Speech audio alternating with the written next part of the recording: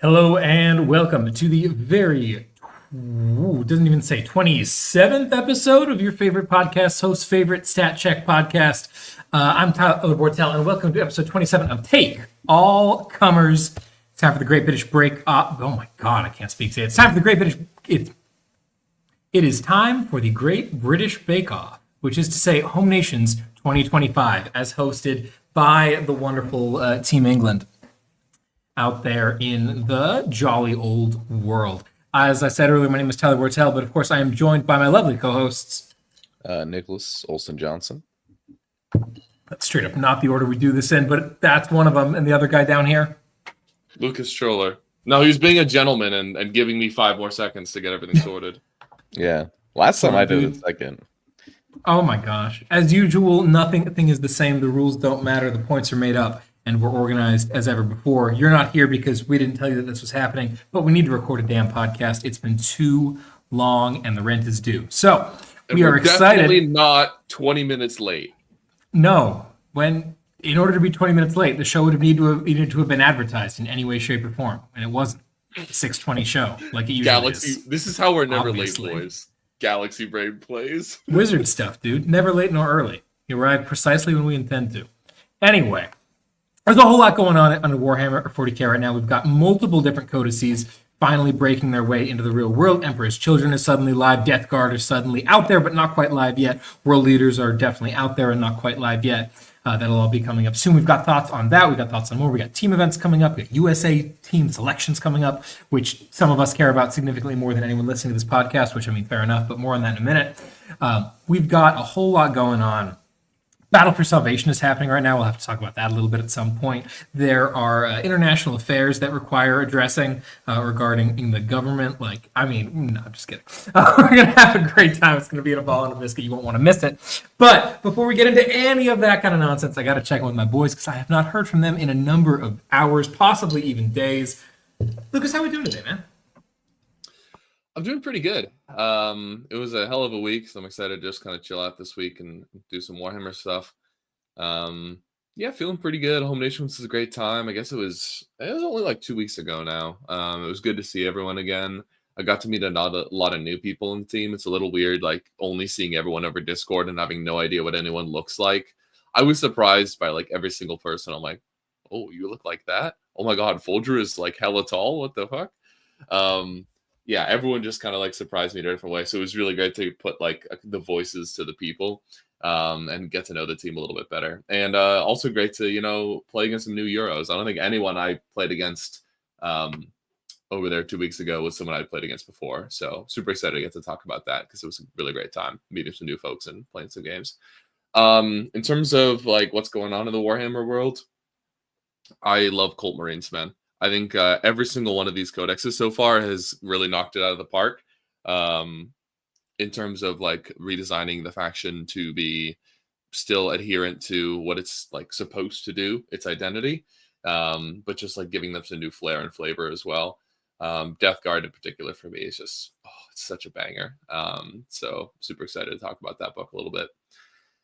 And doing really well overall. How about you, Nick? I'm doing great.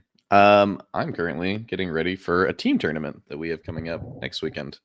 Lucas won't be attending because I know he was worried he'd be a little too zonked after his travels abroad. But he has been helping advise our team. So we're bringing a Rose City Ruffians 5-man team up to another 5-man event. I think it's called Throwdown at the Campground, happening next weekend. So yeah, I'm kind of captaining in it because no one else really wanted to or had the drive to. And it's definitely given me a appreciation for the amount of work you guys have. And if any of my, teammates are listening to this podcast, please fill out your damn matrices. So, yeah. In other news too, for that event, I'm going to be playing Emperor's Children. Based off Tyler's recommendation, he told me to check the book out. And for the past few weeks, I've been looking at their army rules, building the models. I'm very excited. So I've got an okay number of practice games under my belt, but this event kind of looks to be like people are just going to be trying a bunch of stuff out as we're kind of also in like Cult Marines waiting room.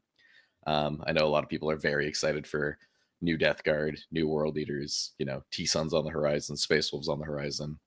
There's a lot of rumors about what might be going away, what might be getting added, that sort of thing. So, yeah, we're excited for, the team event, but also excited for what comes after. How about you, Tyler? How's it going over in Spain? Hell yeah, man. I am doing fantastic. Like Lucas said, we just got off Home Nations. I was over there coaching, which was a really, really good time. It's so close. I figured might as well drop by and, yell at some fools or whatever. Got to take a week beforehand with my girlfriend to go visit London. It was absolutely lovely. Wanted to hate that country so bad, but pretty nice. So had a really good time with that. And then over here in Spain, it is the best time of year, right? Spain in proper summer in July, it's going to be a gazillion degrees, but right now in May, it's perfect. It's high 70s or 25 or whatever they say. I don't know how the temperature works out here. Yeah, it's 25 coming, so 77 degrees. Absolutely lovely weather. Been at the beach all day. Having a great time. I'm out here eating fried fish and sipping my iced coffee. So could not be happier out here. And similarly, very excited about some of these shifts in 40K. I've been having a ton of fun playing Host of Ascension lately. You should check out the latest stat rep that Lucas and I did featuring Host of Ascension. That was super cool. I've been playing with some other stuff too. I've been messing around with Outlander a little bit recently after Lathuris just smashed people with that at ANZTC. Absolutely love anytime that rascal comes up with another crackpot idea that works really well. So that's a lot of fun. Looking forward to that. But yeah, these codices seem fun. The Death Guard Codex seems like a little bit much to me. I haven't deep dived it yet. I've been trying not to focus too much on stuff that isn't properly out yet in the cycle, because so often the points get changed and nothing ends up looking the way it seemed like it was going to. But what the hell is that Bloatron datasheet, dude? What the hell? That thing is a little unhinged. The exocrine in my heart is very upset. Yeah, it's pretty goofy. We'll have to see. The slow and elite is generally not a fantastic combo in Warhammer unless there's some other outside factor, the points are way too cheap, or there's some other rule that just really sends it through to the moon. And I'm not sure that Death Guard really have that. I think a lot of their data sheets are really powerful, but again, they're just move 5. They can't fall back and do anything. Once they arrive in a place, the Death Shroud Deep Strike at 6, and then they make their charge, and then they're stuck there for the rest of the game. Right? So, it still has all of the very slow, methodical plotting downsides that we're aware of from the past. So, we'll have to see. There's definitely some push stuff in there, but I think it'll end up being okay. Yeah, I'm curious. I'm excited to see Pox Jail. That seems like a lot of fun. I'm curious if that sticks around. If 60 Poxwalkers starting 4 inches off your line and then starting their movement phase is going to be a thing. Seems pretty funny. Poxwalkers infiltrating, and then you give them Scout and Fly Blown. Yep. It's pretty funny. It's pretty funny. So I'm curious to see what that looks like. The new World Leaders Codex looks super cool. Seems like a really hard pivot away from a lot of their stuff. I know Anthony's been kind of bemoaning some of these changes, as it definitely is going to require a pretty radical shift in methodology. We'll see what happens there. I'm excited to see it. I think I just got kind of tired of World Leaders being the same copy-paste list for the last however long, so it's going to be cool to see some innovation there. EC being out in the wild finally is really cool. That Codex is a ton of fun. Like Nick said, I'm glad that he's playing around with it a bunch. Just super cool. So fun time to be playing Warhammer. Having a good time with it. While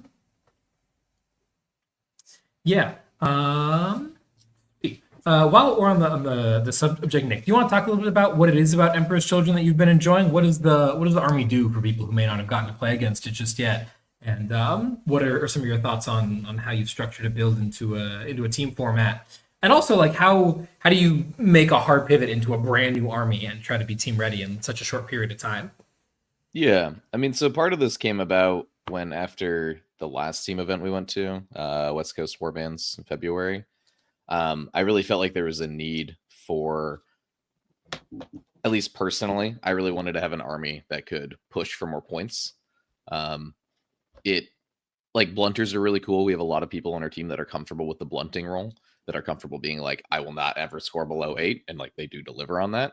But the problem was like it kind of felt like we really only had like one, maybe two people, depending on pairings or depending on like the matchups that could actually hunt for points. And so I'm someone who's a bit more of a like careful player, reserve player, a bit more of like a reactive player. And so this is a new army that no one on our team had really like decided that they were going to be practicing yet. And basically, like, off of your recommendation, I decided to go check him out because I thought that this would be a good army for me to learn how to be more of like a risk-taking player, a player that could push for more points. Because based off of like the rules we'd seen, it did look like that was their playstyle. Like they are an army that does go very fast, right? Having advanced and shoot and charge army wide, and they don't really have any other option other than like hurdling themselves with their opponent. That said, they still can play the reactive game, like melee armies, pressure armies, especially if you're up against another pressure army. That turns into this very like scrappy kind of back and forth game for the most part. Or like, yeah, so it's just been a lot of fun trying to figure out how to like play a play style that's uncomfortable for me and kind of expand my skill set in Warhammer. Another thing that I really liked and you kind of got me with was the mini game of Coterie. So Coterie is one of like the two detachments that has kind of risen above the rest in terms of like popularity and like identified strength. But it's got this cool little mini game where you pledge a certain amount of units you're going to kill at the start of the battle round, and then you gain points if you succeed in that, which you get for like game-wide buffs for the rest of the game. And it reminded me a lot of like old Blood Tithe in 9th edition World Leaders, which was like one of my favorite mini games. So yeah. That's kind of what I've had so far. My practice games so far, it's definitely been tough, like learning how much is like too much of a commitment, how much is too little of a commitment. What units do my units bounce off of? What units do mine overkill? Part of Coterie is like, since your buffs don't come online until the start of the next battle round, you really want to be getting those kills. Like ideally by, start around 3, you want to have 3 kills. You want to have your hit and wound rerolls of 1. So like your noise marines start really hurting people. And so that means at some point you're going to have to kill probably 2 units round 2, 1 unit round 1, like conservative estimates. Like that's kind of how most games have turned out. But like it really sucks when you go in and you do not kill that 1 unit that you thought you were going to kill because like someone's like, actually I'll pop AOC, and that massively changes the math and you'll leave me on 1. So it's been fun. Like Lucas was telling me, like when you're learning how to play pressure, because that's something he's very familiar with, like you're gonna have a lot of games where you go in and you like lose the game instantly, and like that's a good learning lesson there. So yeah, I know a lot of people have been asking me like, how are you gonna be like ready for teams in a few weeks? And like the real answer is not really. Like I'm not gonna be an expert at this army in 2-3 weeks of playing it. But I have been like getting a decent amount of practice into a decent amount of archetypes. And it kind of does feel like this team event from like our team and other teams going there. I know a lot of people are just kind of trying out different stuff. So I'm not super worried about that. And I'm ready to have our blunters hold steady while I go out and try to farm some points. Yeah, I think the last thing you said about this kind of being a good place to experiment for a lot of folks, especially on our team, I mean, y'all can do what you want to, but I was secretly hoping, just for my own selfish reasons, that everyone kind of went for a shakeup in what armies they were bringing, right? Like we've seen some people bring the same thing to a lot of events in a row now. And I would have personally loved to see, Alex try out Sisters of Battle or something. I think there's some really fun new builds in Sisters of Battle that I think Alex could have brought to bear and had some real success with. I also would have loved to see, and that would have freed up Max, who I would have loved to see try out Blood Angels, because I know he's back on a kick with Blood Angels, and I think that's an army that's really gaining in popularity again, and also like has some cool build variety and can take some people off guard, and also would get him a little outside of his comfort zone of like, I'm just going to, play that safe blunting role. Maybe he's a little bit more of a pusher now, and he can grow in that way. So that's what I was secretly hoping for. I know you and Tanner are both taking on the we're going to go punch some fools in the face. Like I love seeing Tanner try Warhorde. That's cool. So super excited. I hope you guys do really well. But yeah, I mean, I'm definitely bummed that I'm missing this one out, because this sounds like a really fun event that I'm excited to see how you guys do. Yeah. Yeah, we had our practice round, like a practice week, last Wednesday? And that went quite well. Yeah. Tanner played Orcs at Dicing Death 3, and I think he went 4-1. He ended up losing to like Death Guard. El But yeah, Clásico. yeah. He feels pretty comfortable with Orcs. He was like, after the first game, he's like, oh my god, this army's insane, dude. Horde is a little unhinged if you can get all the pieces to line up. Yeah. Yeah, I mean, going back to EC, man, that army is so cool. It really awards you for just like going for it, which feels very Slanesh to me, and just the sheer power of. I mean, everyone's kind of settled on Coterie being like the super powerful one that jumps off the page right away, but I think there's more power in just the core faction rule than there is in any of the army rules, certainly.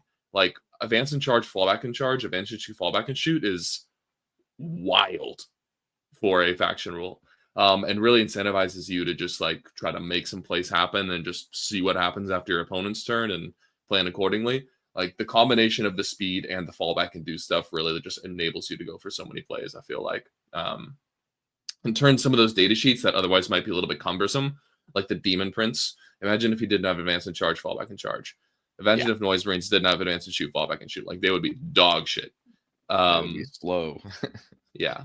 So, yeah, I think in terms of the flavor of the army and building a powerful core rule in, I think they knocked it out of the park. And yeah, I mean, it also makes me hopeful that there might be some sauce in some other EC detachments, right? There's so much of the power is tied up in that core faction rule. Who knows? Yeah, like I know people are a big fan of Carnival as well as like kind of the next most powerful, next most popular.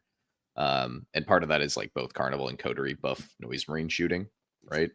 Carnival gives them the sustained 6s, or if they have a cacophonous, sustained 5s.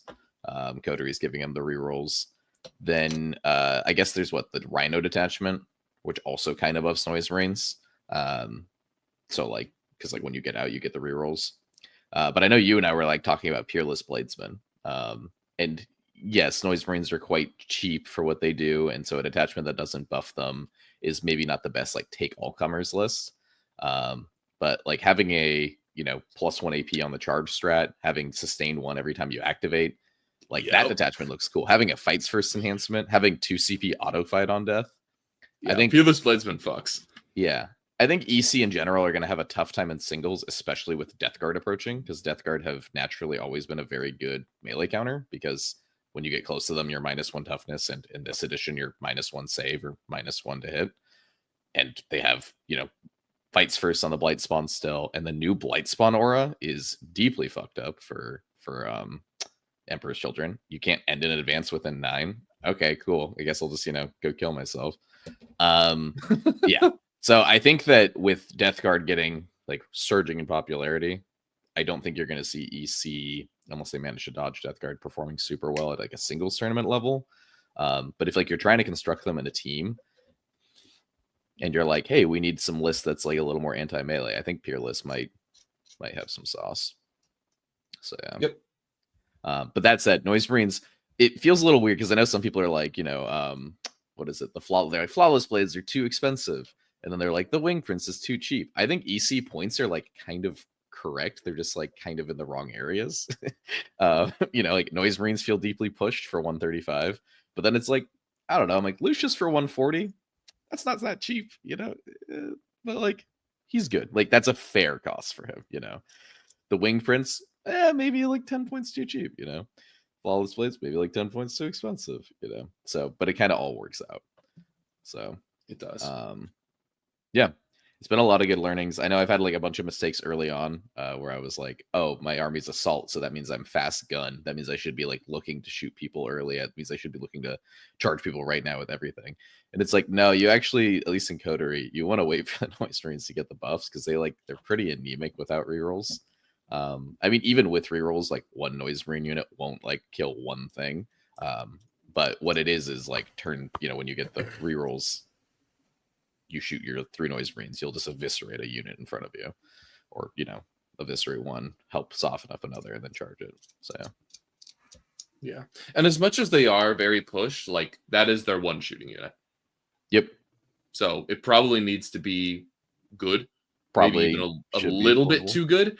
And like you said, without rerolls or some kind of external buff, which all of the buffs in EC require that you like be near demonettes, that's not free. Require that you have killed units previously, that's not free. Like just 12 sonic blaster shots shooting at a squad of Marines or something like that doesn't kill them. Like even yesterday, I just had a squad of 4 sonic blasters shoot at a squad of scouts and kill 3. Like that's not a completely unrealistic result. Right? Yep. They're very swingy. There's no inherent like reliability in those dice. But what I think probably could use a bit of a points adjustment is Noise Marines in Renegade Raiders.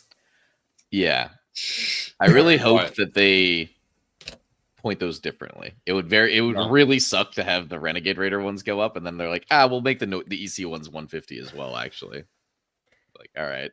I think it'd be fairly reasonable. If they're good, I think we should see that borne out in the data. If no one's actually playing Renegade Raiders, but everyone theoretically thinks is powerful, then I don't think it needs to go up.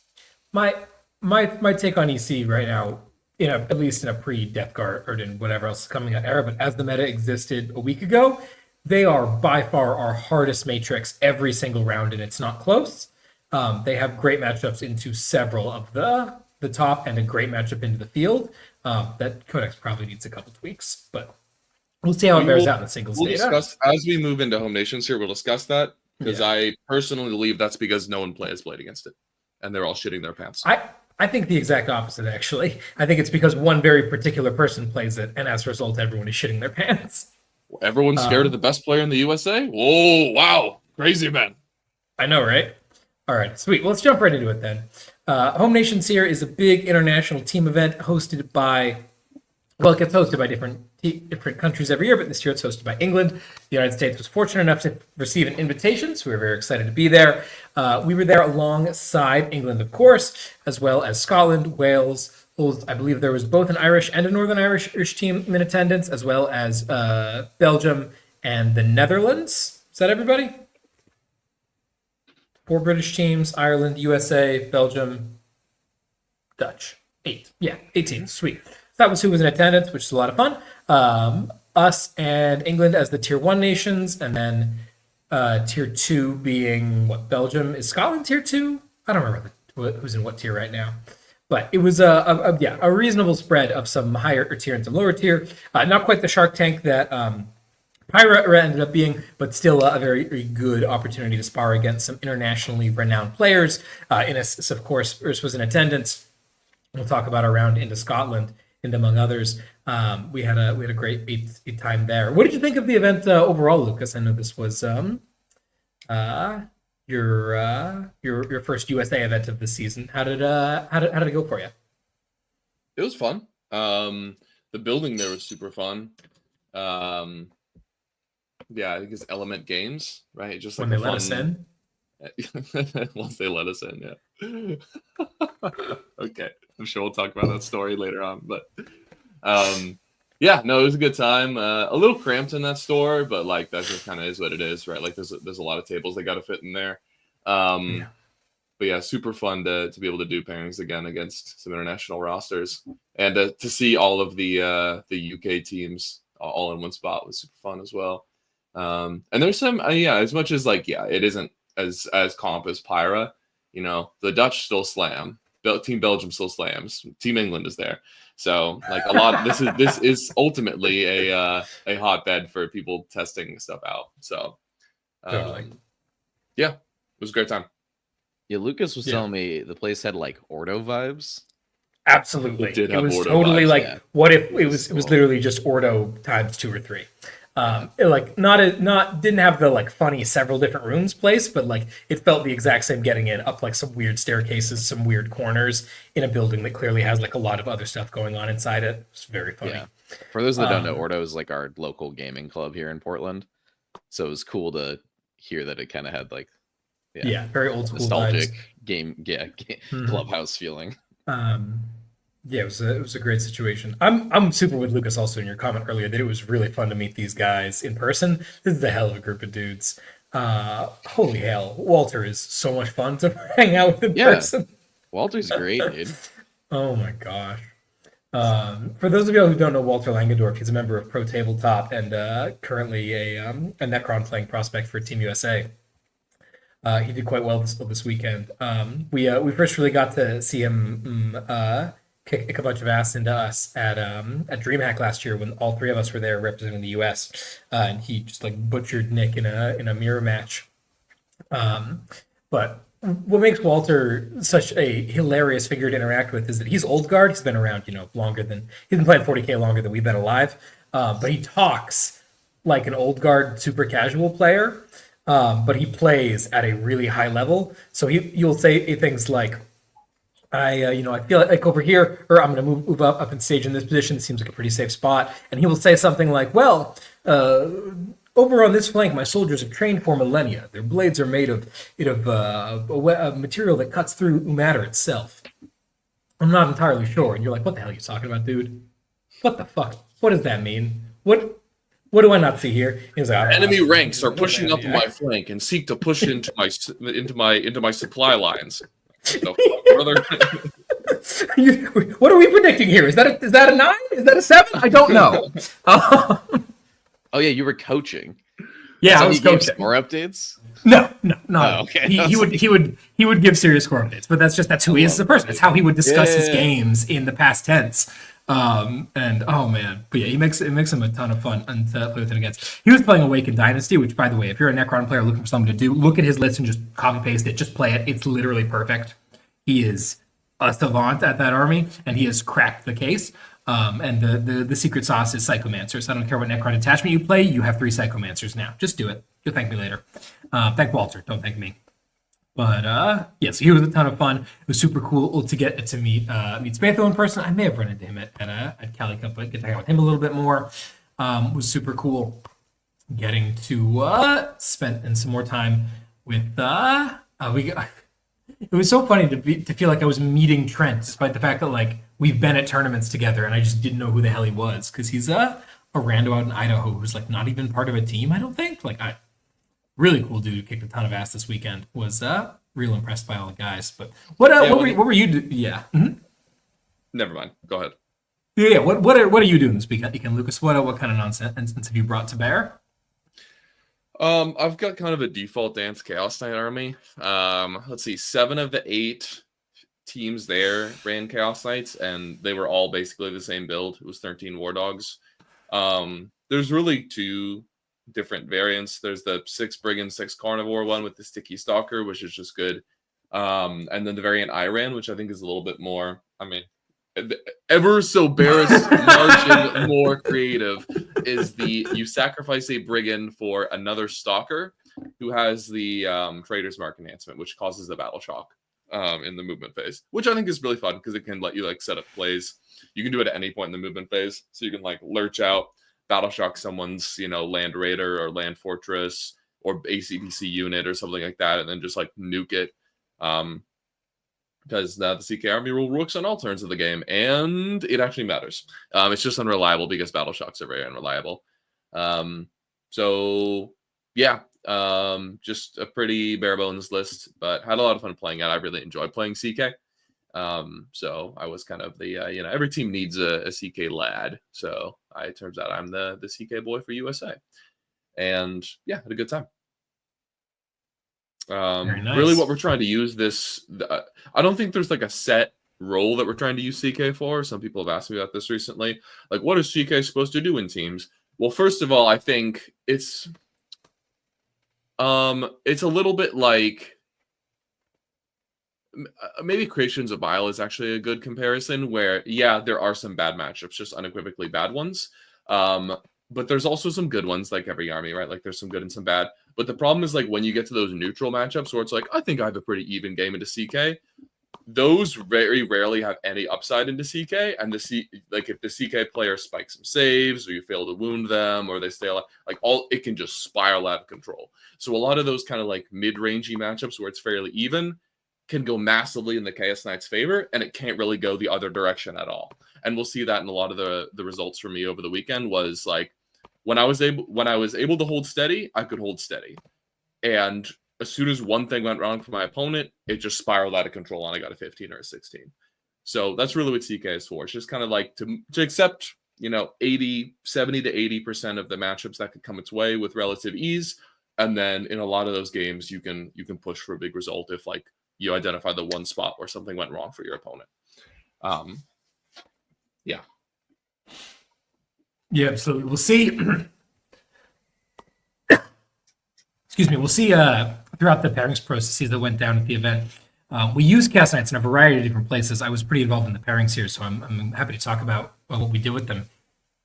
We'll see actually in our first round here, we straight up first defended with them because they very often have a very, very nice set of matchups where they can push into things you're trying to hunt while blunting into other stuff. They're just a good army right now. And I think that's why they were so consistently showing up in everyone's comps, because they just don't have a lot of terribly bad matchups, and almost no one is teching to hunt them because not nearly enough of the meta has the durability breakdowns that they do. So they just kind of get to skate by without having, like, you didn't have any scary matrices over the course of the weekend at all, I don't think. No. Sweet. It's like fast melee pressure is what CK absolutely hates to see. So like Custodes was something that was always kind of problematic. Custodes is problematic. Warhorde, World Eaters, like conventional World Eaters. Totally. Bile can be scary as well. Like those kind of like fast, hit hard, tie you up armies. If that's their only game plan, that's what CK is terrified of. And there's just not a lot of that in the meta right now. So why is EC not scary if they're a fast melee army? Because your guys are weak.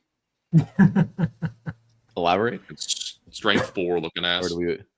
Yeah. Yeah, EC profiles are very limited because they have so few different useful data sheets, and none of them line up especially well into Chaos Knights, other than the Winged Prince, and the Winged Prince can only be in so many places at once. Yeah. I think that's another great thing about CK is like you guys are worried about what Ynnari and EC, and they're good into both those armies. Totally. Also guard. Like almost every team had guard, and Ynnari is absolutely cursed in the Chaos Knights. I know a lot of guard people I talk to say, "Oh, you just shoot the CK and they die." Like, yeah, you obviously have played into idiotic CK players. That matchup is great for dogs. Yeah, the Chaos Knight matchup is Chaos Knights are one of those factions where the win rate will never properly catch up to how good the army is, because half of your player base will always just deploy on the line and move max distance, and they're going to lose a lot of games doing that. Yep. But yeah, so here's a quick run through on the roster, and then we'll jump into our first round into Wales. Leading off after Lucas, we've got Nick Nanavati playing his Ynnari. I'm sure he talks all about it in Art of War. He's playing with the cat combo, as he calls it, which makes no sense to me because every unit that has Yvrain in it is a cat combo. But anyway, it's Yvrain and the Vizark joined to Storm Guardians and 4 Warlocks, as opposed to the Incubi that we've seen running around a lot. Super cool list, super dynamic. Highly recommend it. It's a pain in the ass to play against. We've got Lucas, we've got Michael Mann, who's been doing a bunch of stuff with Art of War lately, so you've probably seen more of him before. He's playing our orcs. He's in our matrix here as Man Among Boys. He was playing Tactical Brigade, kicking a bunch of tail. We have our boy Trent rocking in with his Death Guard with Demons. He's got Rodigus in there and a bunch of Death Guard holes. No PVCs, just lots of Predators and drones and whatnot. He was like kind of a draw fest of a blunter. Did really well with that. We got the reigning world champion Folger Piles coming in on Custodes. He's playing. I think he's playing the new ones, right? The Lions of the Emperor. Yeah. So he's doing real well with them. Still has his 2 Caladi, 15 Wardens. It's just Custodes with different detachments, rules, and stratagems. We got Logan playing guard, playing a pretty unconventional. It's Logan Heath, pretty unconventional guard list right now. He's got 3 Dorns, I think. I don't remember if it's 2 commanders and a regular one or 3 commanders, but either way, triple Dorn and some Hellhounds and some Rust, just an incredible amount of armor. Playing the Armored Fist, I think it's the name. I don't remember the name of the guard detachments, but the tank one. Hammer of the Emperor. Hammer of the Emperor, that was it. Oh yeah, it's Hammer time, obviously. Sorry. So that was awesome. Talked about Walter and his Awakened Krons. They did really well. And we had Spatho coming in on Bile CSM. I think it's just exactly the same stuff that Anthony's been doing. Spatho has been kind of growing up to be little Anthony over here, and he took some scalps this weekend to prove it. So real excited to see more than one player on the team who can facilitate that kind of gameplay. So very good stuff. We'll jump into our round one here versus Wales. They've got their own kind of bio. It's a little bit different. Combined guard list, tactical orcs, an awakened Kron's list with a warrior brick. Walter does not play with warriors, but these friends did. Warriors and wraiths. A standard Coterie EC list, their own Chaos Knight list with the 6/6 and the Stalker, Gladius Ultras, and some Index Votan. And how are you feeling about this matrix going into it, Lucas? What do you want to play? What are you scared of? There's not a lot I'm like truly scared of. The orcs is pretty problematic. Fast quality guns in combat is really not great. I think this player also had Zodgrod, which is a huge issue for CK. He does not. Okay. This was the crazy list where he has the 22 Grots, but he does not have Zodgrod. What? Interesting. Okay. So, yeah, that list is still scary, right? Like tank buses are unpleasant, beast nega boys are unpleasant. So that's pretty nasty. But overall, like everything else feels pretty good for me. Votan is like Tyish with upside. Guard is like green with upside. I'm totally fine playing against any kind of elves that they got. I forget if they had elves. So yeah, feeling pretty good overall. It's really just like one matchup that I probably want to avoid. Totally. And you had, from a pairings perspective, you had told us that tactical orc matchup could be a lot more drawish if you got the table you were looking for here. And that was kind of the thing that pushed us over the edge into feeling like you were a very comfortable first defender here, right? Obviously, we don't want to put you into the bile scary, hit hard and whatnot. Also true. Yeah. But basically everything else we were happy to throw you into, and our team was very scared of orcs and very scared of EC. So if we can get you in a drawish position against orcs, great. And nothing that we were really scared of getting away was going to be a problem. The worst case here was that you had to play into the Necrons, and you know what? At the end of the day, someone's got to first defend. So that's what we ended up doing. And they gave you Ultras and Bile, like we said, certainly denying Bile immediately. But here is the overall round. We've got Lucas paired first defending into their Gladius Ultras. Their guard accepted Logan in a guard v guard mirror match. The Dwarf himself accepted the Coterie EC. It'll be a recurrent theme here. It's not a good matchup for Necrons. Trust me, it's not, but so it goes. Folger went into their Necrons. Michael Mann on his Orcs played into the Welsh Chaos Knights. Nanavati Zinari went into the Welsh Orcs. And then the Forgotten was Spathos CSM with his Bile in a Bile mirror match against the Welsh Bile. And then the refuse was Trent's Death Guard holes falling into their Index Votan. Overall, a very successful round. Kind of a sketchy set of pairings, if I'm being entirely honest. This is not what you want to walk into a round with, having 3 oranges, 3 different points where we think we're going to lose, and a flip, right? Like if this were our pairings into a team where we felt like we might not have as much of a skill advantage as we do into the Welsh team, who smaller country, smaller talent pool, just kind of the reality of the situation here. This could be pretty sketchy, but we managed to pull it off pretty well, and it looks like you were able to deliver that green into the Ultras. Lucas, tell us a little bit about this game. Yeah, it was an interesting one. We played on one of the new WTC maps with like the 4 ruins that are all like at 60-degree angles facing each other. What's up? What's the mission here? This is 6 objectives taken hold. Search? Yes. Search and destroy, 6 objectives taken hold. So yeah, we played on one of those new match layouts, which is just kind of unfriendly to longer range shooting, where like the main advantage he has is those ballistas can pick away at me because they're pretty good at killing war dogs from range and just like applying some chip. And then with Vindicators as well, they're really good at like staging behind a spot, zipping out into a plate of terrain and shooting out. But I have the same kind of threat banding as those Vindicators because they move 9 with advance and shoot. I move 12. So it's kind of similar. But the ballistas are kind of just completely neutered, right? Like one of them is kind of stomping around his deployment zone, and the second one is waiting in strat reserve, hoping to get some good shots. And that's ultimately up to my discretion for that guy to get some shooting in. So really the tempo of this game, I think he ended up going first. And it was kind of a slower paced game early on, where I would just feed him 1 or 2 carnivores every turn to try to flip some primary and keep him busy. And those would get demolished with, double oath and all that kind of stuff. But eventually he just kind of ran out of screening trash units, which was really problematic. Ultramarines don't have a ton of them, or either they take a ton of them and sacrifice some firepower, or they keep all the firepower and then they have like 3 units of 5 Space Marines. It's kind of tough either way. So I removed his 3x5 Space Marines in exchange for like 3 Carnivores, which is a bit of a trade down. But then he had to play the entire rest of the game with Guilliman and 4 tanks. This guy also didn't have Calgar, which meant his CP economy was really tight. So I applied good pressure to that. And then the other thing I applied good pressure to was Guilliman's Pick 2 aura, which, obviously we're very familiar with him staying in free strats and double oath. But into CK, the reroll battle shocks and +1 OC is actually also amazing. So I tried to put him in situations where he was as incentivized as possible to choose that option, so that either he was losing out on his double oath or free strat, and that burned him multiple times.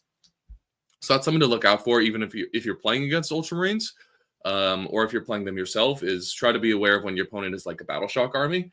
Tyranids and CK being the biggest ones, demons, I guess, as well, because you might want to flex into that third pick, even though it's conventionally much less popular. But yeah, overall, it was just kind of like a series of, on the turn he didn't choose double oath, I had a Carnivore survive in a really awkward spot. On the turn he did choose double oath, he was super strapped for CP and then like failed a key 7-inch charge or something like that. It was just kind of a couple of awkward interactions that were like, oh, +1 differential there, +1 differential there. And then eventually, like, he was busy with the final 3 Carnivores, and then the 5 Brigands stepped onto all the midfields and like, okay, 15, 15, 15. And that's just like a primary lead that the Marines can't come back from. One thing he did really well here that I wanted to highlight was the use of AOC to like cockblock Carnivores. Because really what I want to do is like charge some unit that's screening out his expansion objective, kill them with the Carnivore, and then console on. Carnivores aren't that good at killing 5 Space Marines, right? They have 6 attacks to hit on 2s and wound on 2s, and they get some kind of save. So if you like free strat AOC, I kill like 3 Space Marines on average, and then my consolidate is blocked, and I can't take the objective back from him. So he did that twice, which cost me 2 differential, and that was a really good play. So that's something to look out for as well. If you're an AOC faction, is opportunities to use that against Chaos Knights. But yeah, overall, especially considering I had table pick, I was just able to stage in all the places I wanted to and kind of orchestrate the keep him busy with Carnivores, step on objectives with Brigands. He doesn't have time to deal with the Brigands game plan. And yeah, at the end of the game, like in most of my games, I'd lost basically all the dogs, but had earned up enough of a primary differential that this was a pretty solid win. Got a 14. Nice. Was this the game with that crazy explosion to kill the charge target? Yes. Yeah. So I had moved a stalker up to dude. He held his expansion against all odds like 4 turns in a row. It was wild. The last one was because, let me tell you, this was a 14. Watching this table, like John and I are looking at this and we're like, so the coaches, by the way, are John, myself, and Brian Sipe.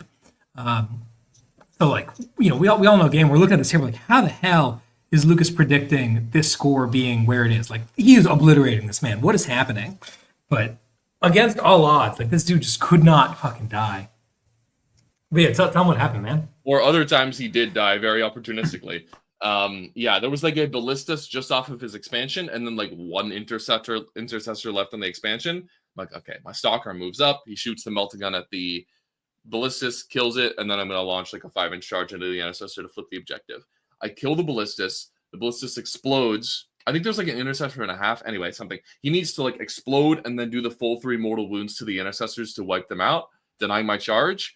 And my stalker is off the objective. So I yet again don't take the objective. At this point, there's nothing left on it and it's sticky. And I'm like, fuck off, man. And didn't you like have secure at that point as well? It cost you secondary at the same time, didn't it? Something like that. I tried so hard 2 weekends ago to deny myself 5 points on secure. And multiple times I did somehow. It was wild. I think I got a 2 on secure in the mid game, like 3 games or something like that. You are the best secure no man's land faction in the game, other than like maybe Custodes. Like, oh my god, secure these nuts. Incredible. Man. Fair enough. Sweet. Well, the whole round ends up shaking out pretty positive there. We don't lose a game on diff points. I don't know if we formally lost any games. Big shout outs to Walter and Trent for holding down their oranges into 10s, and to Nanavati for doing brown magic things and showing up with a 14 in his orange. Biggest shout out though to Spatho for walking out of the Bile Mirror match with a fucking 20. Let's go, dude. That's a rule in Team USA is we always take mirrors, and that's why, because we frickin' win them. I want to say skill issue, but like I watched that game, that was not a skill issue. That guy got scammed so many times. Nice. Just a series of horrifically unfortunate events. Cypher died to a single las cannon popping out the hatch of a rhino.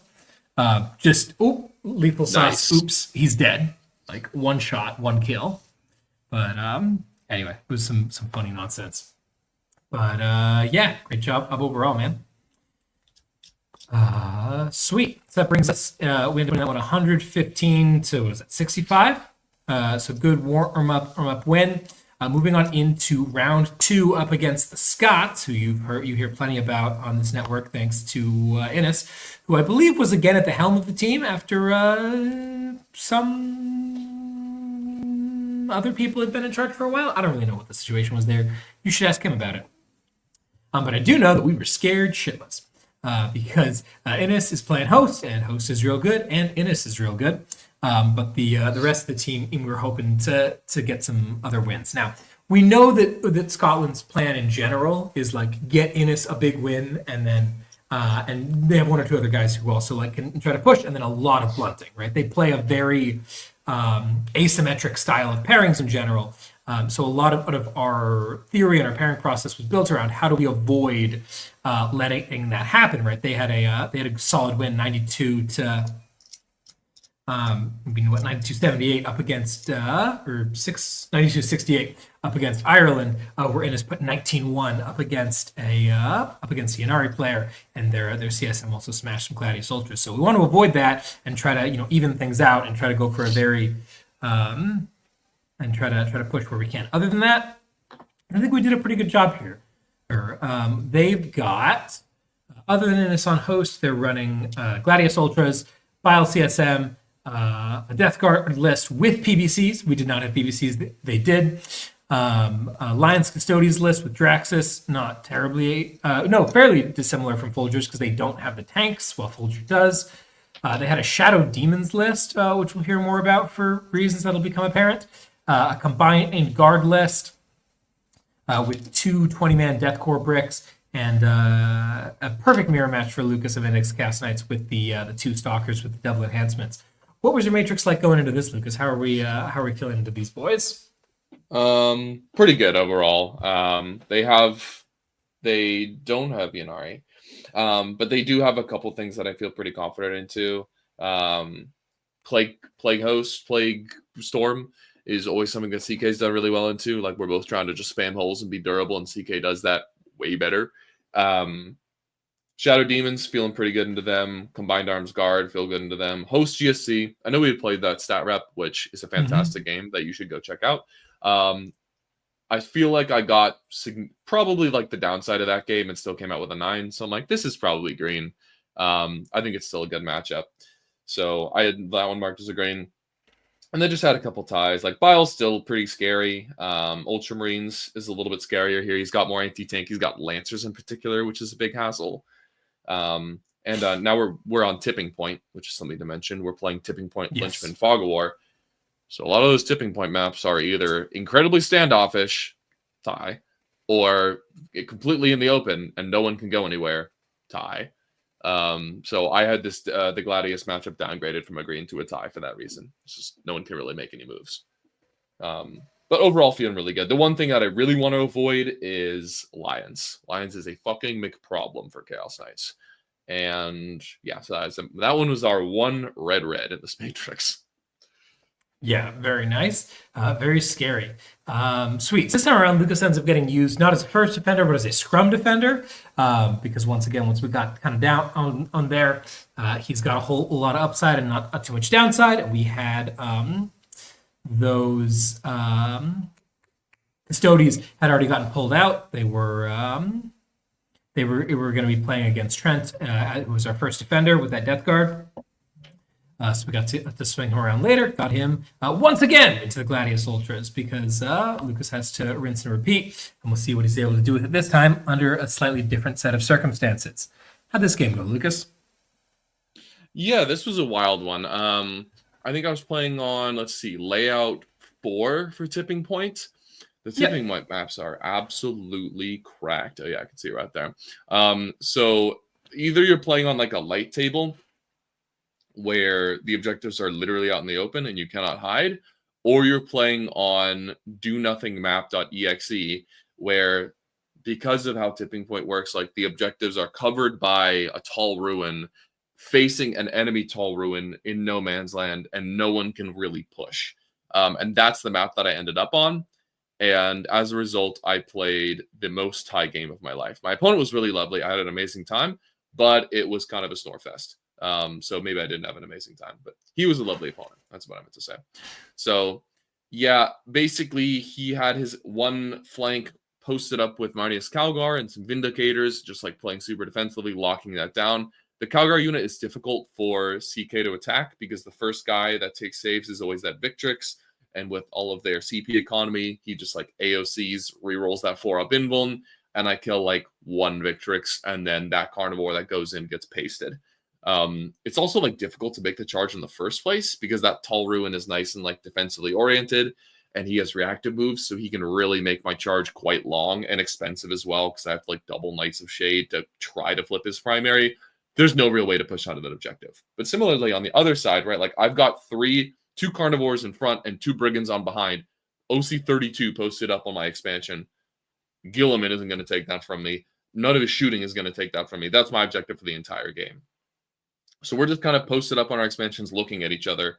I throw one dog out to get like extend battle lines. He throws a dog out to get He throws a speeder out to get area denial. I throw another dog forward to kill his speeder and get secure no man's land. He moves his lieutenant up. I kill him on Overwatch because I'm a gamer. Just that kind of stuff. Like no one's really doing anything, so we're both like using our CP to go for those very marginal plays, like overwatching to kill a lieutenant, and recycling cards. And because he goes second, he has a little bit of a tempo advantage, and I'm more incentivized to aggress. And as a result, I lose a little bit more material, and I get a little bit less points because I don't have that end of game primary swing, and I come out with an 8. If I go second, I probably come out of this with an 11 or a 12. Just kind of is what it is. We played a very drawish game, and in drawish games, the person that goes second probably got more points. But it was almost impossible to aggress over here. He did a really good job of defending his you could say attack, especially because we're playing Lynchman, right? Like once you're staged up on your expansion, attack with Carnivores into his home field. He defended that very well. Had Gilliman on his home objective, just kind of like camping it, ready to receive any attack. And then inside his ruin, that was kind of just outside of up across from my expansion, he had the asshole captain with the Field of Pain relic. Oh my god, that guy's a problem because he puts himself in a tactical doctrine every turn for free with the captain strat or the captain ability. And if I try to attack him, first of all, I can't Knights of Shade past him because there's a ruin there and his base is preventing me from landing. So I have to land on one side of the wall. That costs me a CP. He reactive moves away. Now it's like an 11-inch charge. I spend another CP to go for an 11-inch charge, and then I don't kill a captain. Like, that's a terrible proposition as well. So this one captain is holding up my entire attack, and I can't do anything. So, yeah, it's just a staring contest. And I get an 8 instead of a 12 because I went first. So that is what it is. My opponent, by the way, was an absolutely lovely man named Chris Irvine. And I've seen him in a lot of like Discord discussions and talks. I know he's one of the better players in Team Scotland. And it was really lovely to get to play him. I had a fantastic game and he played it expertly. So yeah, GG Chris, and I hope we get to play again. Hell yeah, man. Good stuff. I will admit this was the most boring game of Warhammer I've ever watched in my entire life. Nothing happened. We had such discussions as, oh, there's a dog behind the wall over there. Maybe there should be 2 dogs behind the wall over there. Oh, look, there's 2 dogs behind the wall over there. Very good. Mm-hmm. Nice. Exciting. But yeah, going around the rest of the team, there was a lot of exciting stuff going on this round. This was a scary round in the middle. I don't have the projections over time listed here. We're not giving away all the info, but about like turn 2 or turn 3 for most people, every single person was basically telling us draw at best. And that was a really scary proposition where we needed some serious pushes to happen. Fortunately, we were able to tap on Folger and Michael Mann. and the two of them just went absolutely AWOL. And then a couple other games happened to flip our favor as well a little bit at the end there, but like this is very sketchy. Scotland played very well for a tier 2 nation. They are a serious team that I think they're going to take some skulls. They're really good. Yeah, really great group of guys. Very excited to see what they can do at WTC this year. So to round up the matchups here, we had Trent, our Death Guard holds player, playing into Lions Custodes. I walked over to that game, and on turn 2, there was a squad of Wardens wrapping Rotigus on Trent's home field, and then Rotigus died. And I was like, that seems bad. Trent won 12-8 anyway. So fair Let's enough. fucking go, dude. Yeah, what a king, dude. Hey, some people could deliver on the Death Guard green into Custodes. He had it marked as yellow. You can see it there. But he got nice. he got himself as 12. Very nice. Nanavati played into a combined guard list with the 2 20-man Death Corps bricks. Was not able to convert that into much of a win, but did end up coming back with a nice 10 of a draw. Spatho, coming off the high of the 20-0 into the other pile player, did end up getting thrown into Innis here. Had very high hopes, ended up coming back with 7, but you know what? Frankly, we were very happy with that 7 overall. Had some really cool moments in that game into Innis. And any round where Innis gets a 13, generally a round that's going to go pretty well for the other team. We've got Folger playing into their Death Guard, comes back with a 15. There was a lot of really interesting minutia that I don't really have the time to get into here about how to play the last turn of that game, whether he should sit back or full send. And we basically decided the team is in a good spot, do not full send. And like, this was a recurrent theme this weekend for Folger, was that the dude wants to hunt. Like, he very much is kind of Trimble-esque in that way, that he wants to slam his Wardens forward and see what happens. And it was a lot of like trying to keep that man on a leash. And while Steve will not be leashed, Folger was a little bit more willing to, albeit very begrudgingly. So it was fun to see him play a little bit more safe there. Came back with a 15 into Death Guard, which was awesome. Lucas, like we said, came back with an 8 into Gladius Ultras. Logan, our guard boy, went into town on that Demons player, came back with a 12, which was super solid. Yeah, that is drawish. That's great. Mr. Langendorf, again, playing into Bile CSM, comes back with a 12 out of a yellow. That's awesome.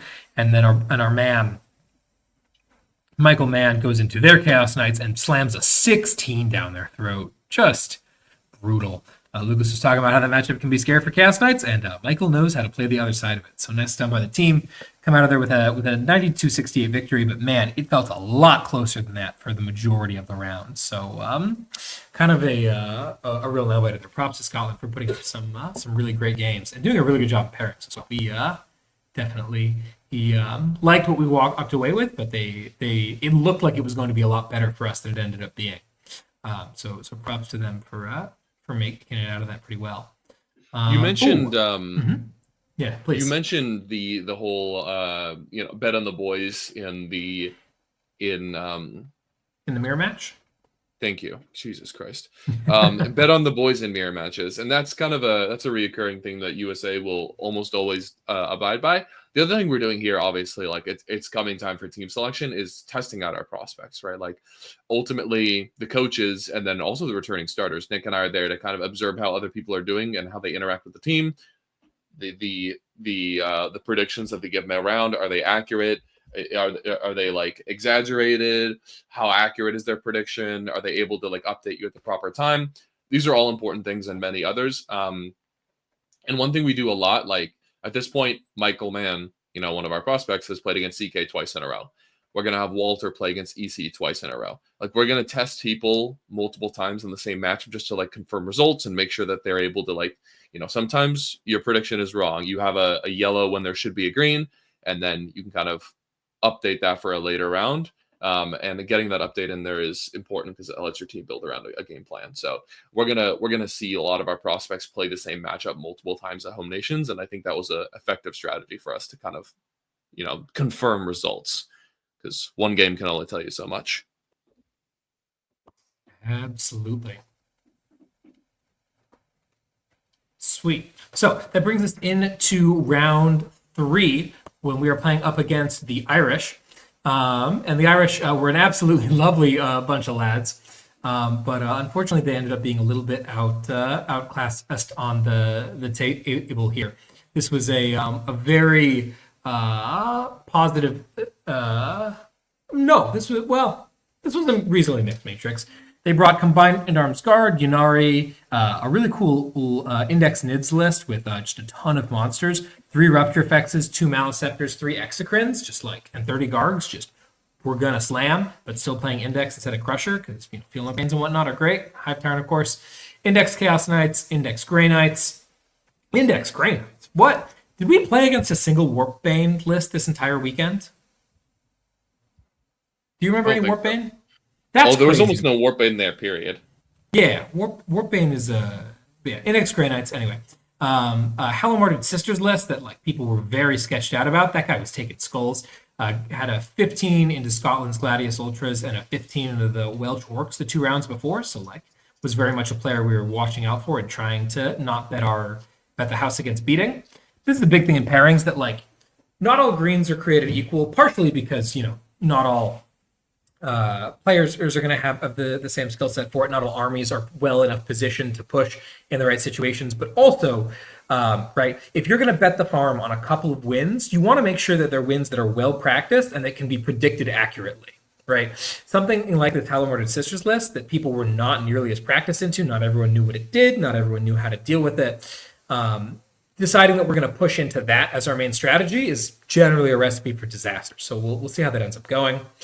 They've got a Gladius Ultras list a little bit more down the middle with both Calgar and Gilliman, and a Gladiator Reaper, which definitely put the fear of God in a couple people, and then a Raiders CSM list. We were using Noise Marines in Raiders, as discussed earlier, and they were scary. A lot of people were concerned about that. So kind of a cool composition here with a variety of things going on. How are you feeling about this, Lucas? I'm feeling pretty good. Let me pull it up on my phone really quickly. But they have the 2 things that we didn't design the CK list. There's no design in the CK list, but it happens to be pretty good into two of the armies that we're seeing recur a lot, which is Yunari and Guard.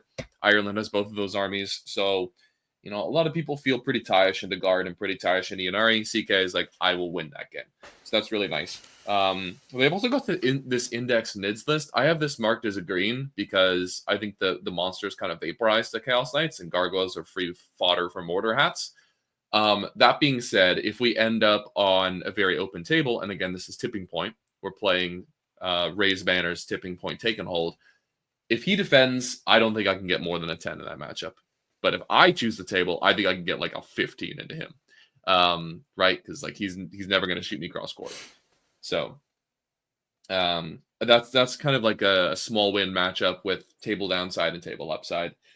And then overall, I'm just kind of scared of Sisters. I know the guy's been putting in a lot of work. I've typically not been able to get more than 10 points into Sisters with Chaos Knights because Morgan Vol's unit is stupid.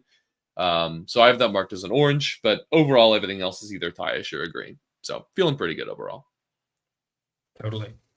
And this time around, Lucas, I think we attacked with you really early on. Yeah, we got you playing into that Raiders CSM list.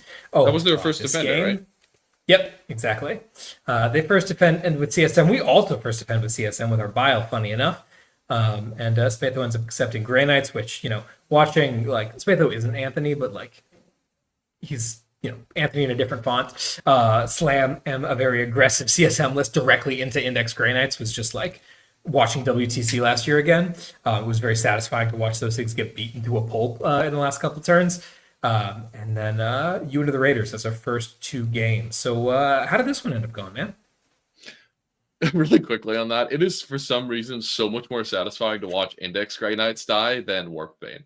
Because Warpbane at least has to sit there and tank it. Right? They come in, they do a ton of damage to you, and then you blast them back. It's okay. And then Index, it's yeah, I got you, you screwy little fucks. Die! Get over here! Yeah, you're dead now. That part's great. So, yeah, defending again or attacking Raiders on their table choice, a little bit scary. Do I have this marked with a minus? I don't. So, as much as Raiders can pound you from long range, a lot of their threat banding again is quite similar to CK, right? The Predators get rapid fire once they're within 24. The Noise Marines are shooting at 18, and they have assault, but. And then the Vindicators are, again, the Gladius ones. They're going 9 plus D6 and shooting you. That's kind of the same as 12 plus 24. So we kind of have the same threat banding. So it's going to be very standoffish until there's like an opening. It's hard for him to create openings into me, right? Like he has fast guns, but he's not like rushing me down and blocking me in. That's not something that Renegade Raiders are really doing. But it only takes 1 or 2 key openings for me to like get carnivores in there, start tying him up. Renegade Raiders can't functionally fall back and shoot. I mean, they can use opportunistic raiders, but it's a little bit troublesome for them to like escape from a high pressure situation. And all it takes is that one opening for me to start pushing this into like 12, 13, 14 territory.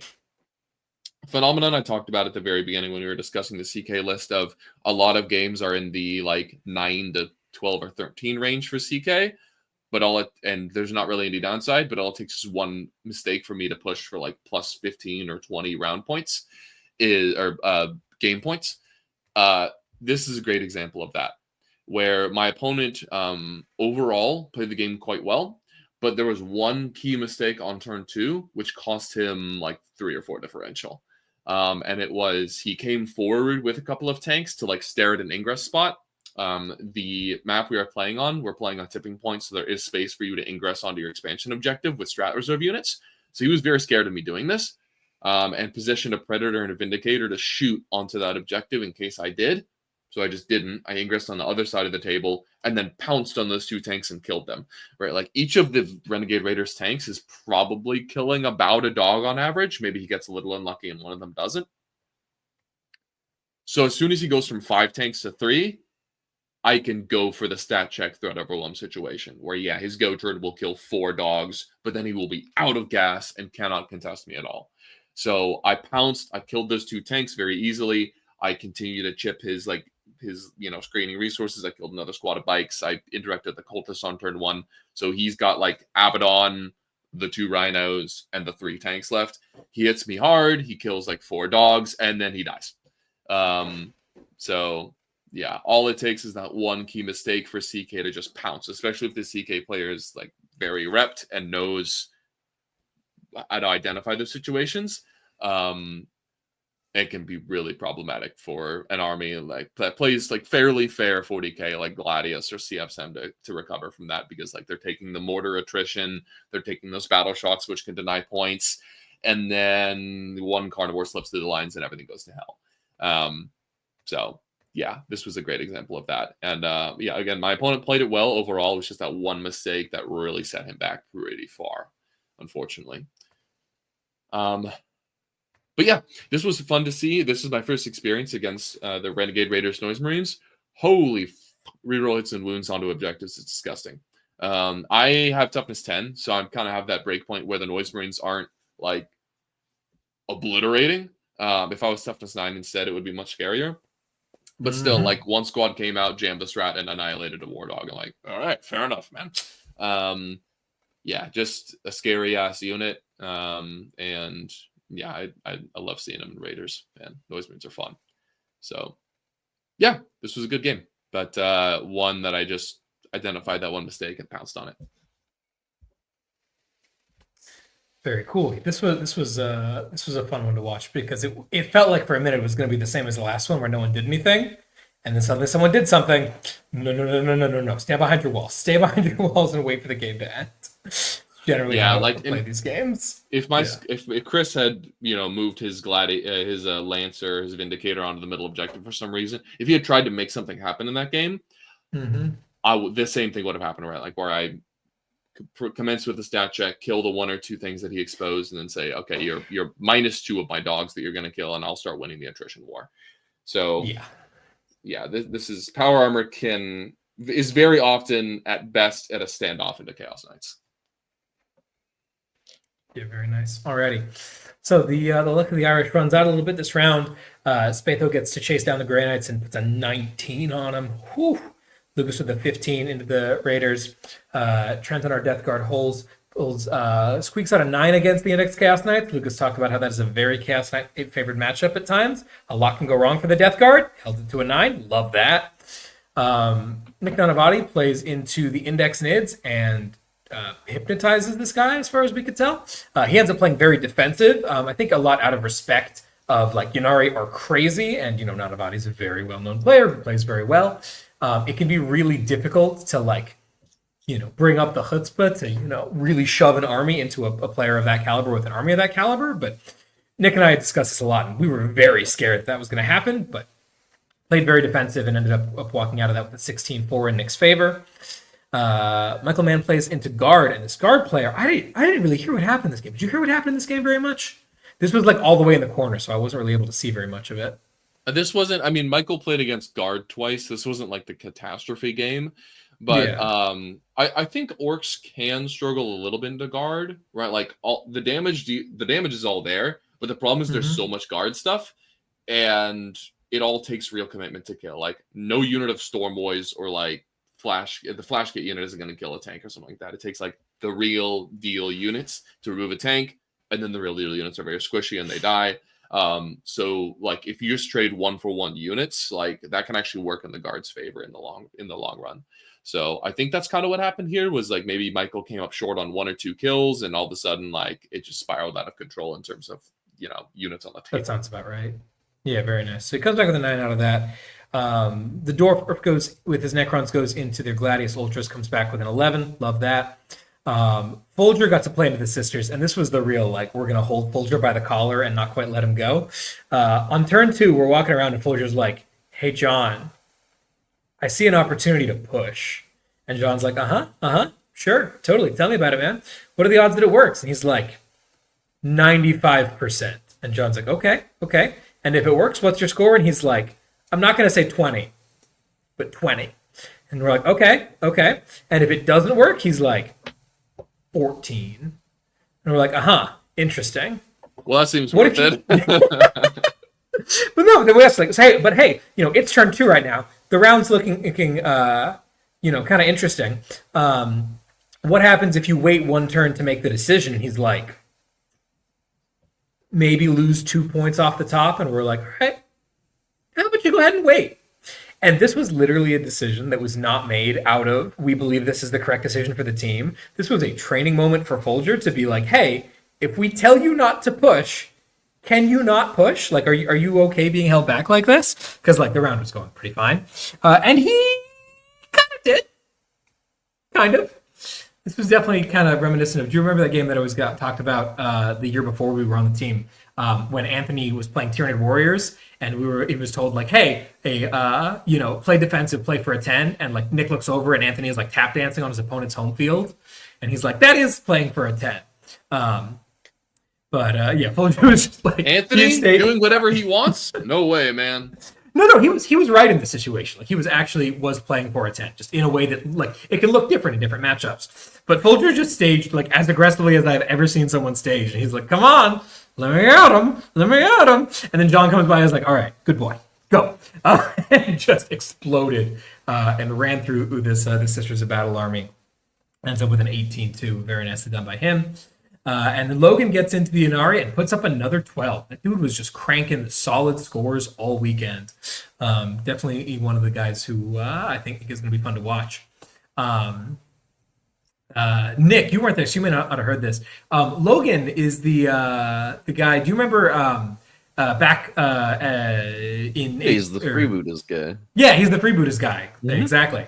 All freebooters players are aware of this legend, dude. Okay, wonderful. Yeah. I didn't know that was Logan. It was so funny because I was talking about out SoCal Lopez. Remember that year at SoCal where that random freebooters guy obliterated Nate, and he's like, yes, that was me.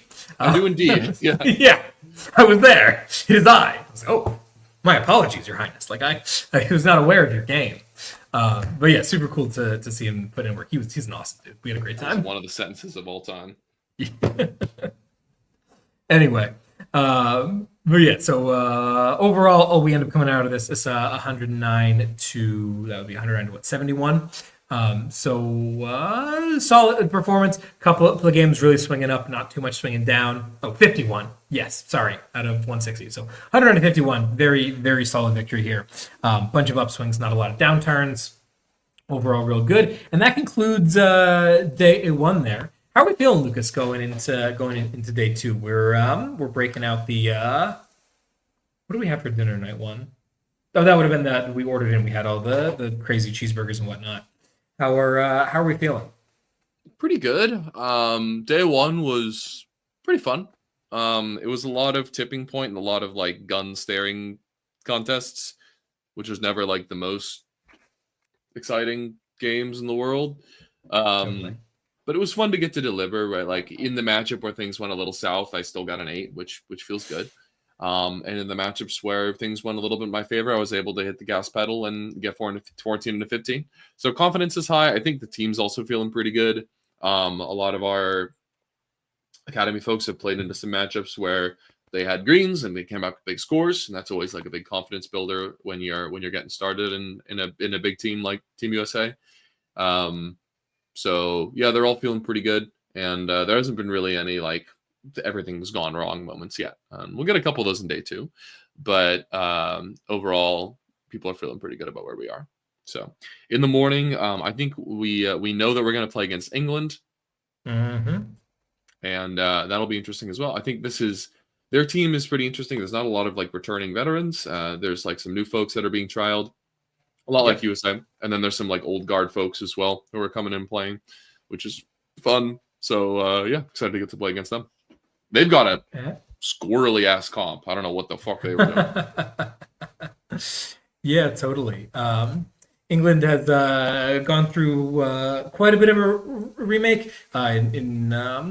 It's kind of a build year for them. There isn't really a draft for them to tank for, but it certainly seemed like it to a certain extent. They've got a bunch of new guys is coming in hot. Their comp looks like they've got Solar Spear Custodes. None of this newfangled Lions nonsense. Just play Solar Spear with the triple Vendreads, triple Telemon, double Calladii. Just slam it. Dreadnought, baby. They've got a combined guards list that's super solid. Doing some cool stuff. They've got the Grotmus Votan build. Nick, you have any thoughts on this particular part of the composition? 20 Hearthguard Terminators in the new detachment. I hate it. I don't know. I don't like that attachment. Valid, dude. I mean, he's been doing pretty well for himself. Round Yeah, one, if he you're gonna got play kind it, of you should be playing kind of- Hearthguard. yeah, right. Round one, he got kind of butchered by the Northern Irish CSM, but round two into Belgium, he put a 16-4 into the Belgian Orcs, which like that's solid. And then round three, he got to play into the Netherlands with their Chaos Knights and put a 19-1 on them.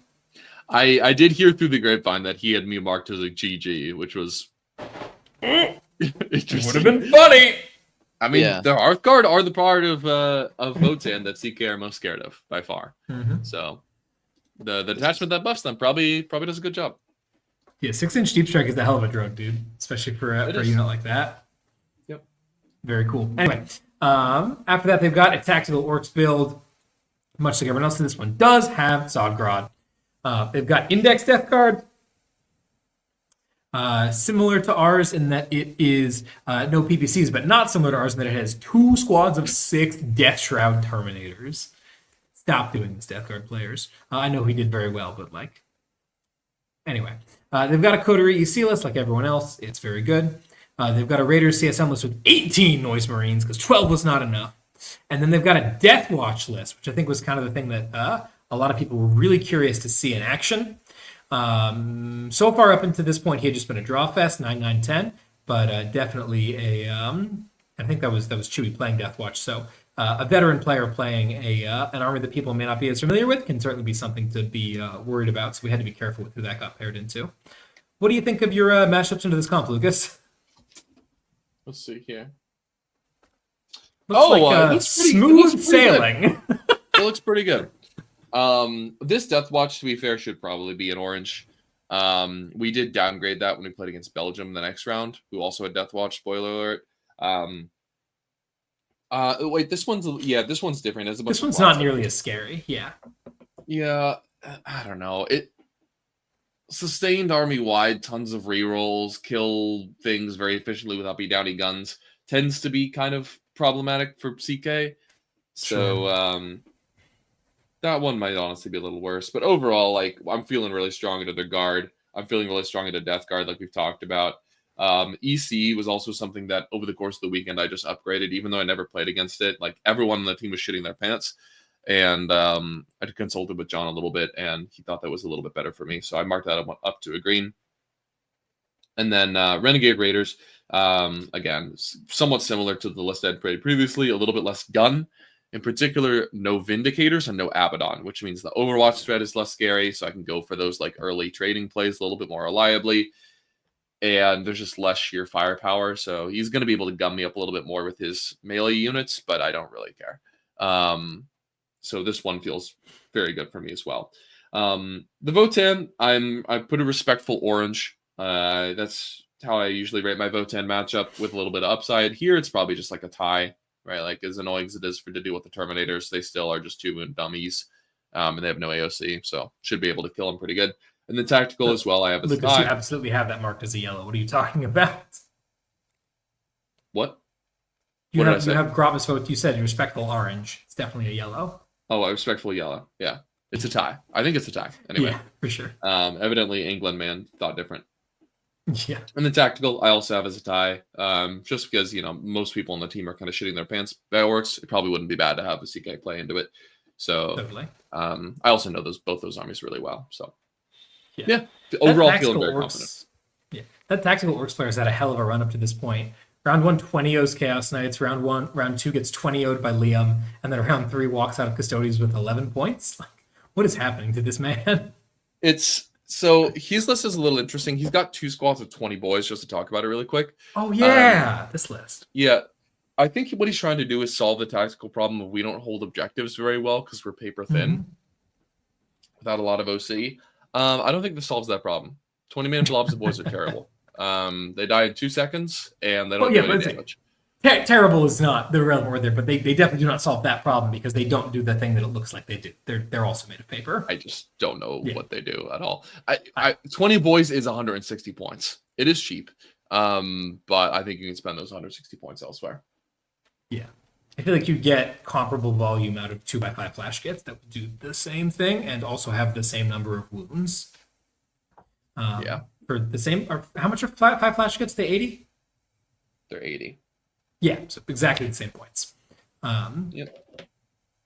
Anywho'sville. Sweet. So overall, looking pretty solid. This time around, Lucas, you get to hold the round all the way. We saw you at the first defender position, scrum defender position. Today you're the Forgotten, which happens all the time when you have someone whose matrix is literally never lose a game. Like those people, don't touch them, right? If you're getting into pairings, you may early on see a player like that and think, oh my gosh, great. I can't possibly lose. This is an easy early defender, or let me throw them out as an attacker early on because they've got a good matchup here, right? They're going to do so well. No. If someone doesn't have any bad matchups, you are sitting on that person as long as you possibly can. And in this case, that means Lucas falls out into the Forgotten slot, and he winds up into the Solar Spear Custodians. What did you think about this going in, and how did it end up shaking out? So this was actually one that I hadn't played, but marked as a green, which is always a little bit dangerous. But it ended up going okay for me. I had ended up getting 15 points. It's a high volatility matchup, right? Like we're both throwing a small number of dice at each other, with like hitting on 2s, winning on 3s, saving on 5s type of thing. So who really knows what could happen? Like the Meltagun could one-shot the Caladius could one-shot the dog, or nothing could happen. So it's a little bit volatile, but I do think it works in the CK's favor. There's a couple things going on here that make me feel that way. The first of which is it's hard for the Custodies to initiate a fight, whereas it's very easy for the CK to initiate a fight, right? Like if the CK draw behind enemy lines or overwhelming force or something like that, it's totally fine for me to send out a Carnivore to punch a Dreadnought to death and take the objective. By contrast, the Custodies Dreads are actually very bad at killing War Dogs from full health, right? They're like hitting on 2s, no rerolls, winning on 3s, no rerolls. We're already down to like 3 wounds. And then I have a 5-up save. And if it's really clutch that dog lives, I'll spend a CP for Feel No Pain in case my guy takes 12 damage and I failed a bunch of, in case he hands me 4 saves and I fail them all, I'll take 12 and die exactly. Okay, now I have a 6 Feel No Pain. So like it's very, very, very unlikely for a Dread to kill a dog from full health.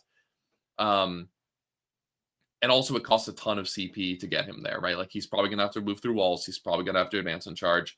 And the Solar Spearhead CP economy is super, super tight. So I'm fine with him initiating the fight on me, which is a huge boon. Usually CK is not fine with melee people running and attacking you. In this case, it's okay.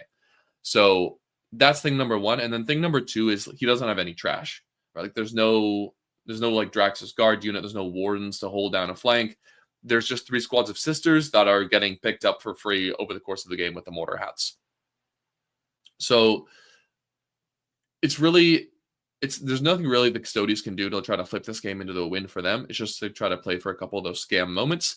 And in this case, it ended up going in my favor. So I talked to John partway into turn 2, and I'm like, I see an opportunity to try to make something happen here. John says, all right, go for it. And I end up getting a little lucky and killing a Telemon with like 3 Melta Lances that was doing sabotage. And this was a huge swing, right? Because he doesn't really have that CP to be swapping out sabotage after it was a dud for an entire turn. So like he spends another turn doing sabotage, getting 3 points. Gross. And that was kind of like the inflection point that really turned the game on its head here. Where I gave him a dead card, and then he had to spend another whole turn doing sabotage with bikers instead of like getting aggressive with them. And that's, where I take over the game thereafter. There was a couple key failed charges in the mid to late game, I think on turn 3, where I, 2 carnivores Knights of Shaded Through Walls and got like an 8-inch charge rolling and a 9-inch charge rolling on his Caladius. Unfortunately, I failed all 4 of those rolls, which was a huge bummer. I think if I land any of those charges, this gets up into like blue territory where I get 16, 17 plus. But as it was, it's just tough. Custodians are also leadership 6, right? With not a lot of leadership modifiers. So you start taking a little bit of attrition. You start having to take leadership 7 battle shock tests with big ramifications. That's really not great for them as well.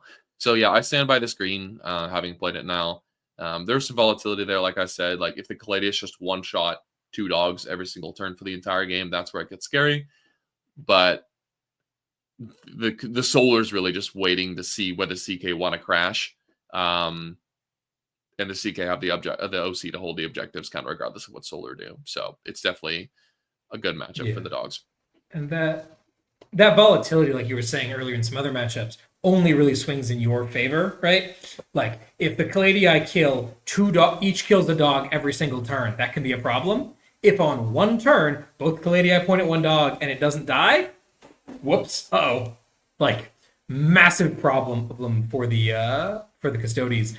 I think Chaos Knight variance is like something that is difficult to conceptualize, just how bad it can be if they get the upside of the swing instead of the downside. And like, there's just not a ton that happens if they get the downside without you really crushing them on every flank at once. Exactly. Like if he hits all of the, like my Telemon goes in, kills a dog, 2 Caladius kill 2 dogs, following turn 2 Caladius kill 2 more dogs, which is very unlikely. Then all of a sudden, okay, you held me to a 10. Whereas one thing goes wrong, 2 things go wrong, okay, 15 plus. And CK, as long as the opponent isn't like super 4-up invuln spammy all over the place, or like T12, the CK almost always have that upside because they just have so many strength 12 attacks that just eventually burn through the holes, especially if the opponent doesn't have an invuln. Yeah, absolutely. Good stuff, man. This was a really fun game to watch. A lot of pretty pivotal moments going back and forth there with that Contemptor especially was kind of scary. Yep. But yeah, very good stuff. Across the rest of the board, very solid round. And again, putting the English back where they belong. Walter puts a 13-7 on some tactical orcs. Hell yeah, Walter. We get the... this is the game that Luke was saying where the wheels really come off for the orcs here. We put Michael Mann into Combined Arms Guard again. Comes back with a 5. This game was hard to watch. This was just with City. None of the orc firepower was able to connect in the right ways. And tactical orcs are definitely... maybe this is less of a Chaos Knights thing, it's more of a holes thing. Hole spam armies do really well on upswings in a way that non-hole based armies do not get to capitalize on as much. And it just happened in too many places to Michael at once. Things fell apart really quickly. And yeah, he had some really clever ideas to try to get back into it, and they just nope. Bring back degrading. Yes, please bring back degrading of ballistic skill, weapon skill, not hit mods. Why? Yep. OC mods for degrading should be more of a thing. Anyway, moving on. Trent, the Draw King, goes into their Death Guard in a mirror match to their Draw King, and guess what? it's a draw. Props to Trent, though, for pulling out a 10 here going first. Going second, obviously, has a big advantage in a matchup like that. We're going to kind of bounce off each other, so really nicely done to seal that off. Spatho gets Itho on his bile, gets to run into their coterie and comes back with a 10. It's awesome. Coterie is very scary and can be a very delicate balance for something like CSM to deal with, especially because that coterie is being run by Nassim. Forgot to mention that. He's an incredibly competent player who plays a very aggressive ECE kind of style. I mean, he's Nassim, of course, he plays aggressive. So props to Panther come back for a 10 on that. Nassim was like telling his captains, like, I'm kicking this guy's butt. 14, 14, 13, 14. And he comes around and looks at the score. He's like, oh, that's a 10, friend. So really, really nice job by Spatho here to be focused so much on the scoreboard, knowing what actually matters, as opposed to just relying on material. Nassim got kind of caught with his pants down a little bit there. Speaking of getting caught with your pants down, Fulger made a mockery of this orc situation. Jesus Christ, 16-4 into one of the strongest armies in the game. Those 20-man boy units did not put up too much of a fight. Just a really solid push from the world champ. Nanavati got to play into the Grotmus Votan with those 26-inch deep striking Hearthguard Terminators. This game was really, really boring for like an hour and a half, and then everything happened on turn 4, and the Votan got tabled. But at that point, they'd already built up a solid number of points, so it ends up being a 12-8 in Nick's favor. Lucas, as discussed, comes back with a 15-5 against the Solar Spear, and Logan puts boots to acids into those Death Watch there with a 16-4. Hell yeah, dude. Yikes. Yeah, this was a rather unfortunate situation for the Death Watch, where they just didn't have the right stuff at the right times, and Logan knew exactly how and when to push. He kind of full sent a Dorn and was like, here you are. You want to send your entire army after the Dorn? And Chewie was like, you bet your ass I do. Here comes everything. And Logan's like, damn. You sure killed that Dorn, man. Nicely done. Oops, you're tabled. 2 more. Yeah. Dorn's having just piles of 3 damage shooting is just really good into Death Watch. You don't get to uppy downy if you're dead, as it turns out. So nice done there. I think very, very critically into these shooting mirrors. Sorry to interrupt you here. Yeah, no, please. Hammer of the Emperor is goated compared to combined arms because you have -1 damage in the shooting phase. That stratagem is busted if your opponent's like shooting you with 3 damage guns. It's like, okay, 5 shots to kill the Dorn as opposed to 8. Yeah. It's just not happening. Scary. Very saucy stuff. So nicely done by Logan there. A real good finish for him. And on table 2, on a heavy table as well. This was not like they walked into some kind of shooting gallery here. Tables were chosen pretty specifically to facilitate that happening. Heavy table. Another great reason to run Hammer. Yep, absolutely. Go through walls. Don't be stopped. Nice. That finishes up with 97-63 in the U.S.'s favor. Beating the English like we always do. Was a great round played by all and a lot of fun to watch. Brings us into the finals. This is what we've been waiting for. We've been on a collision course with Belgium since the start of the event. Liam has been doing Liam-related activities to all sorts of people. And the rest of his boys have been no slouches either. So we're very excited to see how this is going to shake out. That Belgian comp consists of, what do we got here? We've got another Shadow Demons list. This one doesn't have a Fade Thirster. Instead has Fade Chosen and the 2 Havoc Squad. So like a very different take on that army. They've been doing super well. Pulled off back-to-back 17s into Death Guard rounds 3 and 4, which is super cool. They've got a very different Index Nids list with 60 Termagants and a Turvagon. And a Norn Emissary, so kind of doing that Sam Pope style of not quite Swarm, where you have double reviving Termagants to try to play a bunch of nonsense. That's a great draw factory of a list. He just put up a 7 into Innis, which is nice. They've got a Coterie EC that everyone is very scared of because this round is Terraform. Nick, I don't know if have you gotten to play EC on Terraform yet? I have not, but that does sound funny. Yeah, right. Having infiltrators and also just being, fast pressure army. Yeah, and just being able to force a whole lot out of people that you're like, hey, I run out, terraform. Are you going to send enough units in to stop me from scoring infinity points? Great. I pledged 3. All of my buffs go up immediately. I pledge 4 or 5. Like, you can just go crazy. or I just have a pile of points here. Everyone Yeah. was horrified of this.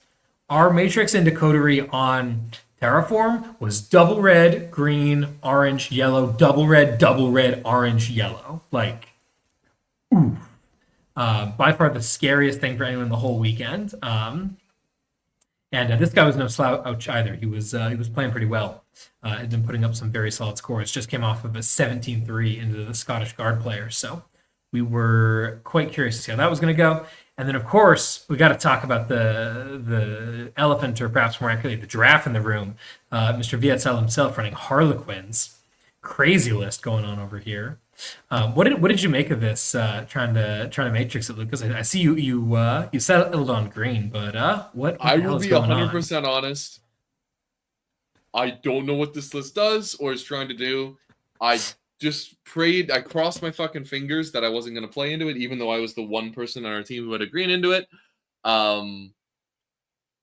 mean, CK are usually probably good into elves, but like, I don't know. And like Stand on the Liam, like the Scots, it's the Belgians are trying to pair around on Liam as their source of success, right? They are 4-0 here because Liam is 18, 20, 20, 20. He is 78, or he is 78 out of 80 points going into this round. 2 20s into demons, 1 into orcs, and an 18 into admech. So like, very scary. They did have their own admech. It was an SHC list that I thought was fine. It's like a pretty standard protector list with a couple tech pieces that I don't agree with. I don't think Rustalkers have any business being in this list, but that's neither here nor there. They've got an Index Chaos Knights list. It's the 661, Tactical Orcs as usual, and a very different Death Watch list here with the 2 squads of 10 Indomitors, the 10-5 Death Watch vets, the actual 15 Terminators.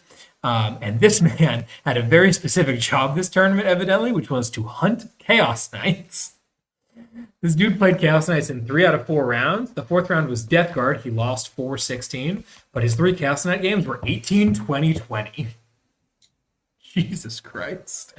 I think we talked you into dropping this from an orange to a red double minus, strictly out of respect. Yeah.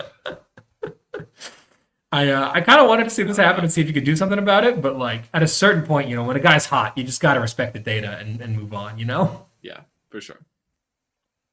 Morbidly curious is the right term for that. Absolutely. Yeah. If the Belgian Deathwatch player, I don't remember what his name is, but if you're listening, please shoot Lucas a DM. Probably. That sounds accurate. Shoot him a DM. I'm sure we'd love to play that on TTS sometime. Anyway, so this time around, we end up. Oh, I don't have all the pairings data here. We end up with Lucas once again sitting all the way toward the end there. He falls out as the Refused this time around and is playing into this wonky Shadow Demons list. I think this is by far the most interesting matchup that you got to play this weekend. So I'd be curious to hear a little bit more than usual about your thoughts on how this was going to get played going in before we talk about the game itself.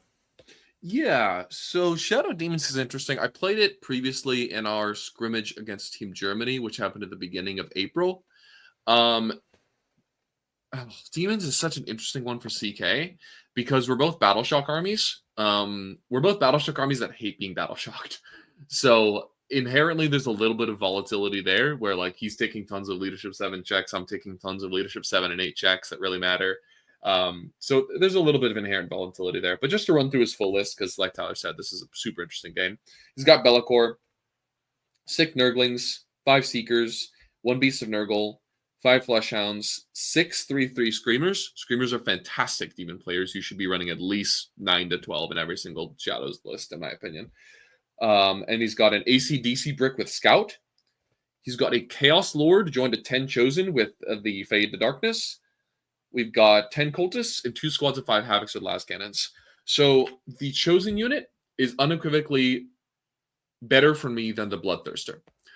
Because the Bloodthirster 100% kills a dog, whereas the Chosen have to do all sorts of awkwardness where they like try to free grenade it and that kind of thing. So the Chosen are a little bit worse into the dogs, obviously. But they have a little bit more OC, so they're a little bit more of a flexible unit in case he wants to try to stay on the battlefield with them to flip an objective, something like that. But ultimately, the central dynamic of this game is the early game is fairly standoffish, where I trade down in resources and he removes them with Las Cannons in exchange for I get primary. where like, you know, I dogpile an objective with 4 dogs and then send 1 carnivore to flip his expansion. He blasts that carnivore to hell. I get an extra set of primary that he doesn't. And that attrition is a little bit harder for me to stomach in this particular game because we're playing Terraform. He ends up going first and just kind of like sending lots of trash forward. He's like, Beast of Nurgle Terraform on your expansion because it is Scout now. Seekers Terraform in the middle objective. And what are those little bastards called? Screamers Terraform on my expansion. And I'm like, okay, I need to sacrifice 3 dogs now. Yikes. So I come forward, I deny all the primary, I lose those dogs. So I'm slowly bleeding on the attrition game, but I'm denying his points really well. Unfortunately, this guy, it's less so that he draws super well. He draws pretty good cards, and I'm a little unlucky. There's like 2 go turns in a row where I'm just like, I need to send all of the dogs in. I need to do as much damage as possible. And it's like, okay, cleanse and sabotage. Great.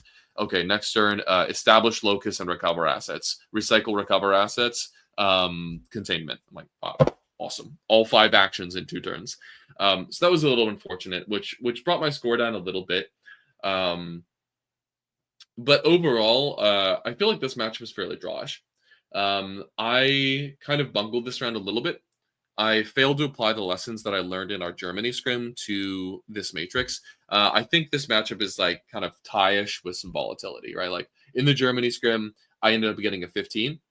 And that was because like the guy's Fade Thirster came in, tried to kill 2 dogs, left one of the dogs on 1. It was a carnivore, uppercutted the Thirster, instantly killed him.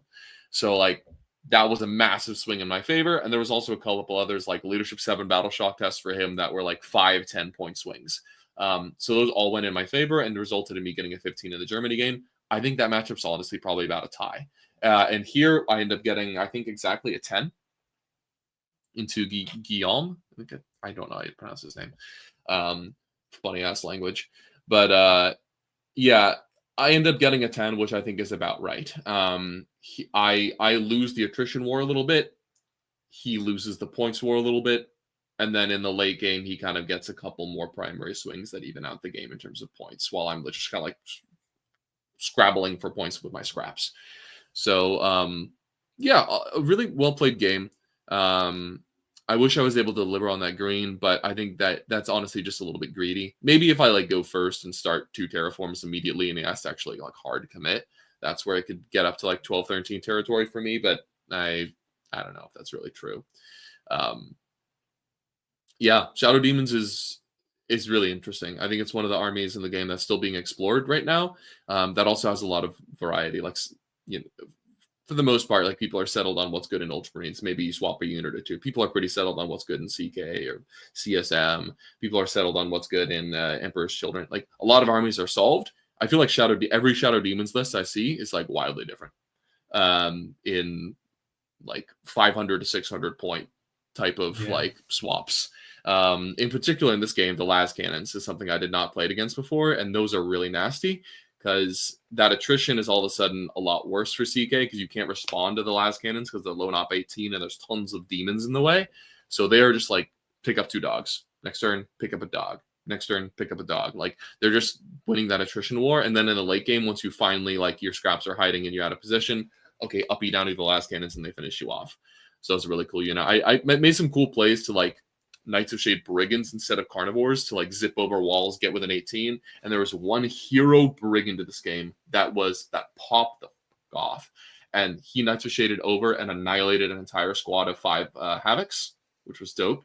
And then next turn, like the ACDC unit crashed in, tagged that Brigand, and the Brigand turned around. He's like, I'm ignoring these ACDCs. Shoot at your chosen that had to stand on my objective to get Storm Hostile and massacre like 5 of them. Like this Brigand was an absolute king. So, yeah, brownie points for that guy. But go ahead. Yeah, to the end of these lists being really big and different, I think the big obvious standout here is Fade Chosen versus Fade Thirster. How are you feeling on that, having played into both of them a couple times now? Okay, the Fade Thirster, this is a very interesting question. I think there's genuine arguments for both. I think the Thirster is probably a little bit better. Oh, also, sorry, let's be a little more accessible here. Could you walk through what Fade is and what the 2 different units are here? Yeah, so The Faded Darkness enhancement is for Shadow Legion is basically the Warp Talon rule. So if you at the end of the fight phase, if your unit killed something and is not in engagement range, they can go into strategic reserves.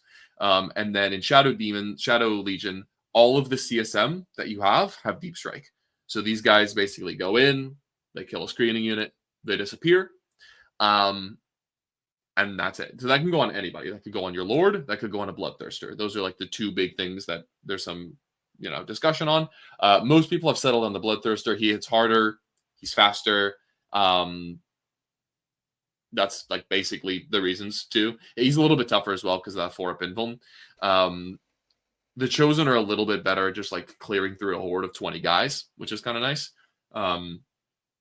So there's some tit for tat there in terms of like punching power versus durability versus flexibility. The big reason to run the Lord, in my opinion, is the free strat, right? If you're committing 1 CP to ingressing the Thirster 3 or 4 turns out of the game, those are 4 CP you're not spending on other stuff. And the Lord ingresses for free. So he pays for his own cycle, which is huge. I thought that was going to be less of a big deal. It's huge. My opponent cycled like lots of cards that he otherwise wouldn't have had time for. He went for all sorts of different plays with CP that he, again, wouldn't have had time for if he had to spend 4 CP to ingress his Thirster. The Thirster is also really fucking big. Infantry is just good, right? Like if you're showing up 9 away with a big squad of infantry that you can tendril out to avoid lines of sight, you're not trying to find space for this massive guy who's looming all over the place with his wings, who's going to get shot, even if he's lown up 18, right? Like the number of places you can show up with that guy is a lot less than with the Chosen. So there's some trade-offs.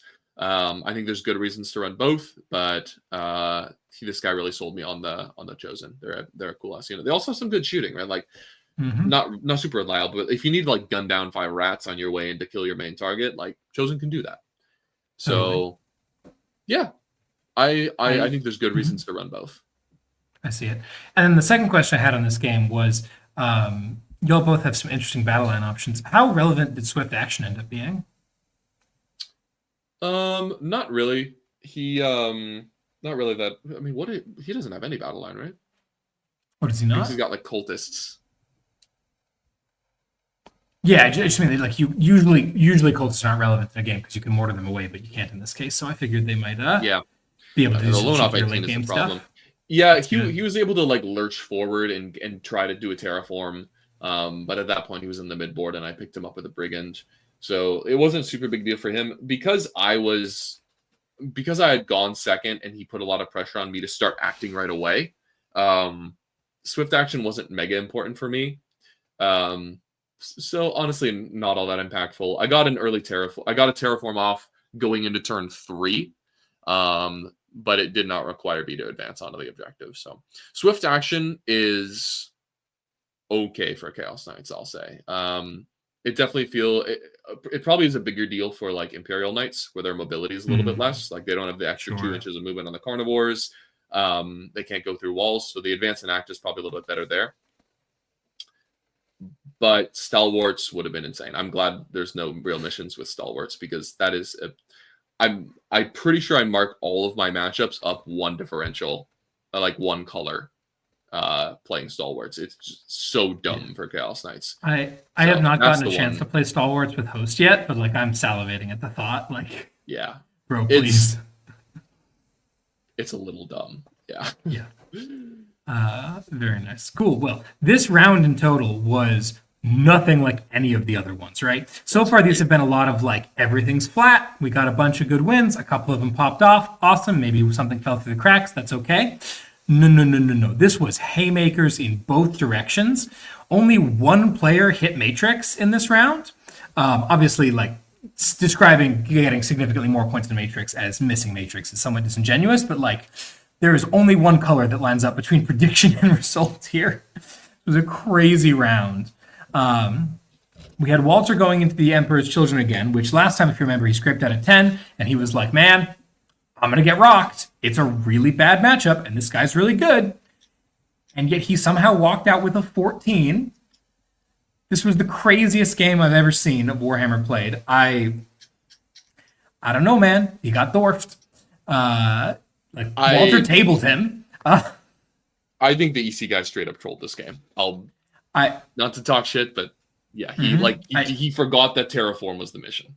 Walter. Oh, that was Walter's initial hypothesis. He came back with a very different one later on. That I don't know if you were around to hear him talk about it. But he did some further reflecting and realized that there were some actual issues involving the just like amounts of units in the wrong places at the wrong times, and he had to be more protective of Lucius than he realized because Lucius is the warlord and whatnot. But whatever the case, crazy game. We had this being predicted very, very low for a while, and then it swung up at the very end. So like we thought we were about to go 3 in both directions, and ended up flipping to 4 and 2, and then we feel fine. But like it was very sketchy for a minute there. Logan, who so far has been one of the major heroes of our stories, totally crumbles into these Chaos Knights here.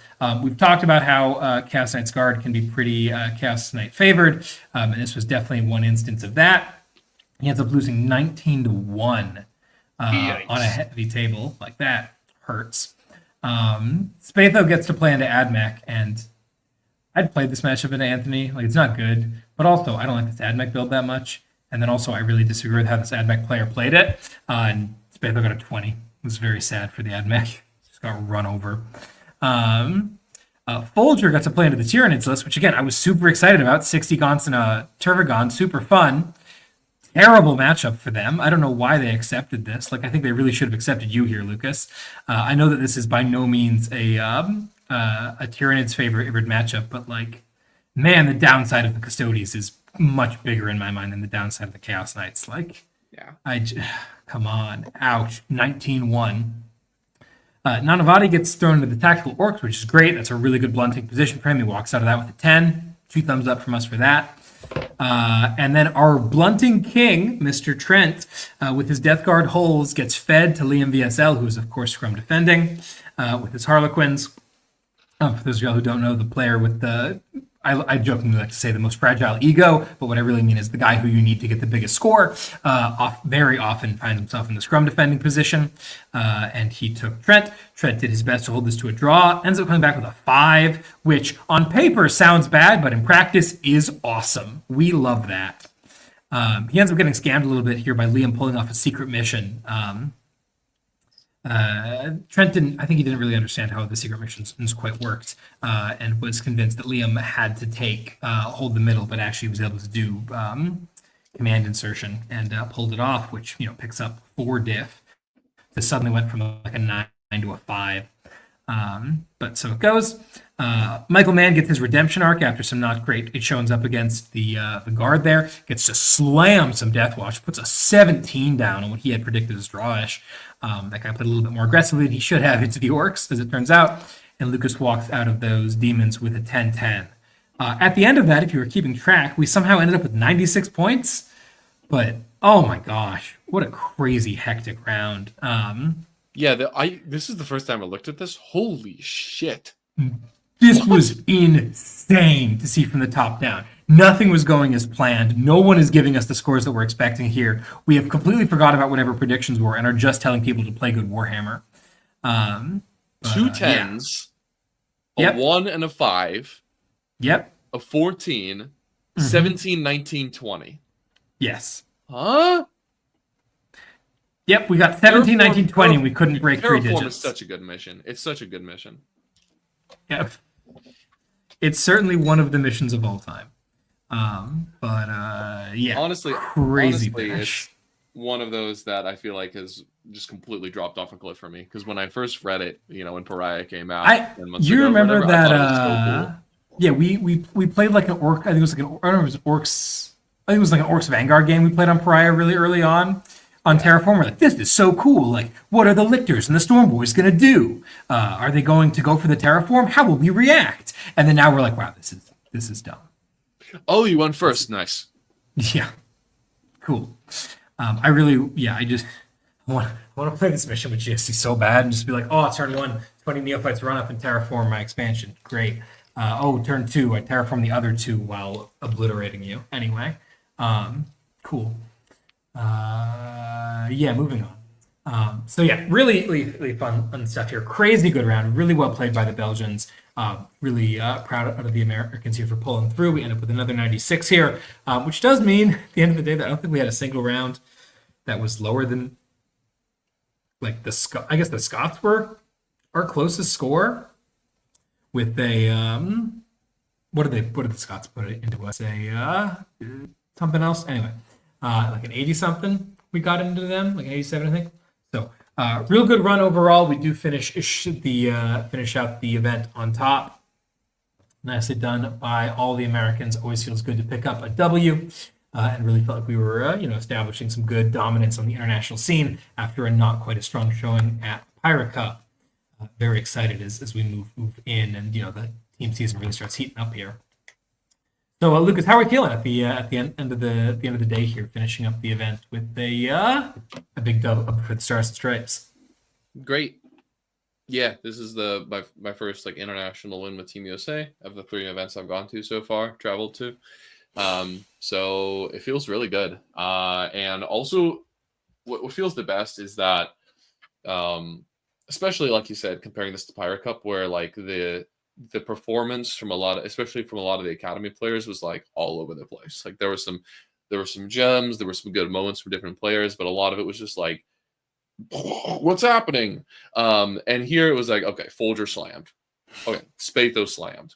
Okay, Logan, other than one game, slammed. Like Michael Mann had a couple downswings, but he slammed. Like there was, and that was 4 people who did really well, and then our 2 designated blunters did their job perfectly.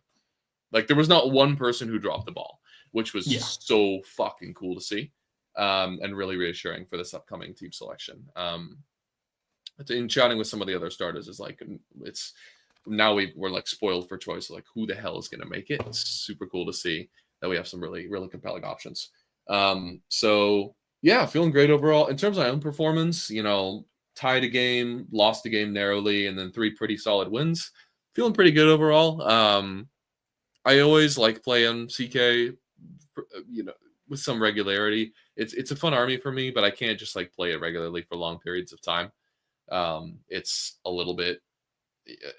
There's only like 2 data sheets in the army, and they only do like 3 things. So you see a little bit, and it's like, okay, I'm already bored. But I like coming back to it every once in a while because they are fun data sheets at the end of the day. I just can't play them with regularity. So that Codex is coming.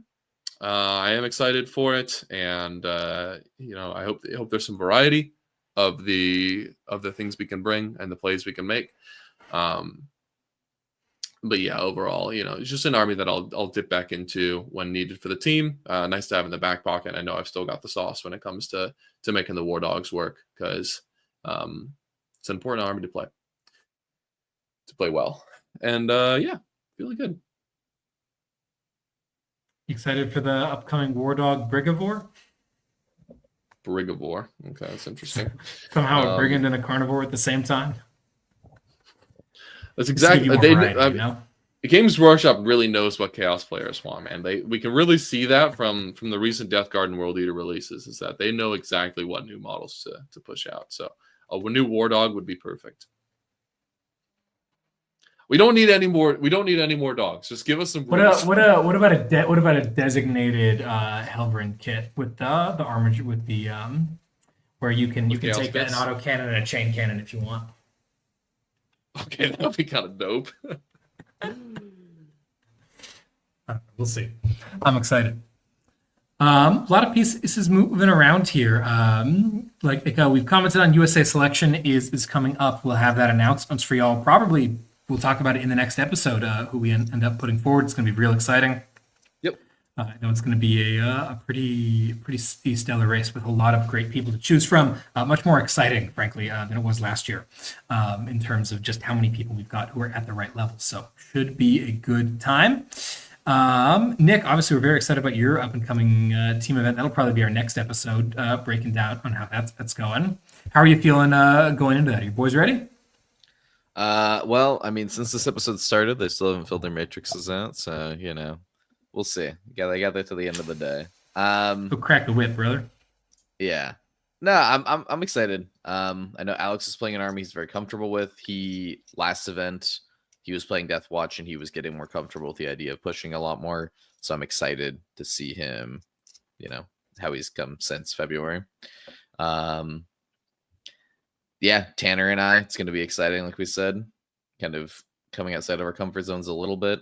Tanner claims he's good at pushing, so I'm excited. He's not playing some, cutesy Monka shit anymore. So, yeah, let's see what he does. Nice. Hell yeah. And then John, it'll be the first time John's playing with us in an event, which is cool because he is so busy running events, he rarely gets to play at events. Oh yeah, you got a Nanya on IF, right? Yeah, we were gonna have our Hell boy yeah. Chris, who was our coach from last event, but he had like some last minute family thing come up and unfortunately wasn't able to cancel that. So John was our coach, and so John took over Chris's Makes sense. spot. Yeah. So we'll have Justin coaching us, and the 5 of us playing. I'm excited. Yeah, we'll Nice. get the whole event review. Apparently, it's at like a campground. We're staying in a cabin. Hell yeah. I'm excited. Yeah. I'm very excited about this venue from what I've heard about it. I feel like if this goes well, this might be have to be a pretty recurrent thing. I'm very excited to Yeah, come we'll check find it out out. sometime. Hell yeah, dude. Sweet. Yeah, I'm excited to see how Tanner does. The other thing that's starting to Nice. heat up. The other thing that's starting to heat up is the Road to Championship Cup or whatever the fuck it's called. Challengers Cup. Yeah. Yeah, like I said. So that's exciting. That's only like 4 months away. Yeah. Very close. So What, end of September? yeah, Something like So- that. Yeah. we're about 4 months So- away, and so the scrimmages are starting up, and we got to make some decisions about who's making it. We Well, sure and do. also, what is it? We're gonna get our mission pack we'll be playing with end of June. Yeah. Yup. So yeah, this summer there's not a ton of events this summer here. Like there's Tacoma, the big one, and because Mhm. there's Tacoma, no one really wants to schedule events around Tacoma because they can't compete against it. Yeah. So this summer, as far as like events go, is going to be like fairly dead in the PNW. Mhm. But it'll be some good time for us to get in the tank and theory craft what our 8-man team is going to be like before challengers. Totally. Are your boys going to Tacoma this year? I can't because it's USA practice yeah. weekend. Oh, classic. I don't know. We'll see. It's always one of those where it's like the event's expensive. My experiences in the past have been mixed with it. So Mhm. it's a well-ran event for the size of the event. Like that's all pretty impressive. Totally. I've just kind of been, unimpressed with some of the decisions they've made regarding terrain or, especially like time and round is a big one. For sure. You So- cannot use a clock is one of the decisions of all time. You cannot use a clock, and then their tiebreaker being you and your opponent have to unanimously agree that Rochambeau. you guys could score secondaries, and then it being like an honor system thing is pretty BS. Yeah, our buddy Tanner last What? year, had a thing. Yeah, Isn't the tiebreaker like play turn 6 just on primary? nah, not anymore. I don't know. They came No? over to Tanner's stable, and they're like, "You're not allowed to roll dice anymore. We're gonna flip the top cards of your deck. You guys have to say yes. You guys could both score these." And so like they drew some pretty Weird reasonable as hell. secondaries. Yeah, and Tanner's like, "Yeah, you get those." And then Tanner draws 2, and he's like, "Well, I obviously get these." And the opponent's like, "No." And the judges are like, "Both players don't agree. You don't get the points. You lose by 4." And Tanner was like, "All right, cool. That's fun." Yeah, Interesting. This is totally worth my $400 ticket or whatever the fuck. that's So I don't really want to deal with that. We'll see. If enough sure. people end up going, maybe I'll tag along. But Yeah, I think it's just fun. It's worth going for the spectacle. But yeah, we'll see That's what kind of definitely event it ends up being. It's GW knows how to put on a show. So that'll be a good time for those of y'all in attendance. You may see some of them. I will, of course, unfortunately, not be able to make it back to the States that soon, but I will definitely be at Tacoma Thursday, Tacoma 2026. Very excited for that. Sweet. Well, we don't have listener questions because someone didn't have their shit together this week. No idea who that could have been. That's definitely not my job. But if you do have listener questions and want to keep the conversation going, you can join us down in the comments or head on over to patreon.com/statcheck and throw us some questions you may have over there. We'll try to answer stuff in text this week just because we didn't give you the opportunity to ask stuff while we're here live. We do go live on the weekends at various times, generally this kind of a time on Saturdays or Sundays where it's the morning in the Northwest and it's the evening in Spain. Works out pretty well for us. Like I said, check back in probably 2 weeks for that episode recapping this, what is it, the Throwdown at the Campground? Is that the name of it? yes, sir. Of the Fives event? Hell yes, that should be good fun. We'll try to get the whole 5 on here along with Lucas and myself to try to give you a full picture and let things get a little bit crazy. So looking forward to that. If you've enjoyed our content, again, you can support us over on Patreon. If you're interested in expanding your skills from any of the three of us, or Innes, or Liam VSL, or Nassim, who were all mentioned in this episode, as they were, at Home Nations, we all offer coaching at stat@check.com/coaching. Where we can go a little bit deeper with you on a one-on-one basis, play some TTS games, or work through some strategies and lists and whatnot. If any of that's appealing to you, definitely check it out, as well as check out some of our wonderful sponsors who have helped us out a great deal in the description, such as Red Dragon Games, J15, and Whale Utani, among others. Links in the description with a couple of codes to save you a little bit of money for some of their wonderful terrain, dice, and modeling projects. So, anything else you boys want to mention before we sign off for the week? Not for me, dude. It's already been 2 hours, but the World Leaders Codex is hype, and everyone complaining about it is a huge pussy. Oh yeah, man. Well, with that all being said and done, thanks so much for joining us. I've been Tyler. I've been Nick. No, yeah, this one actually is you first, and I'm still Lucas. And we'll catch y'all all next time for this 5-man teams breakdown. Thank you so much for joining us.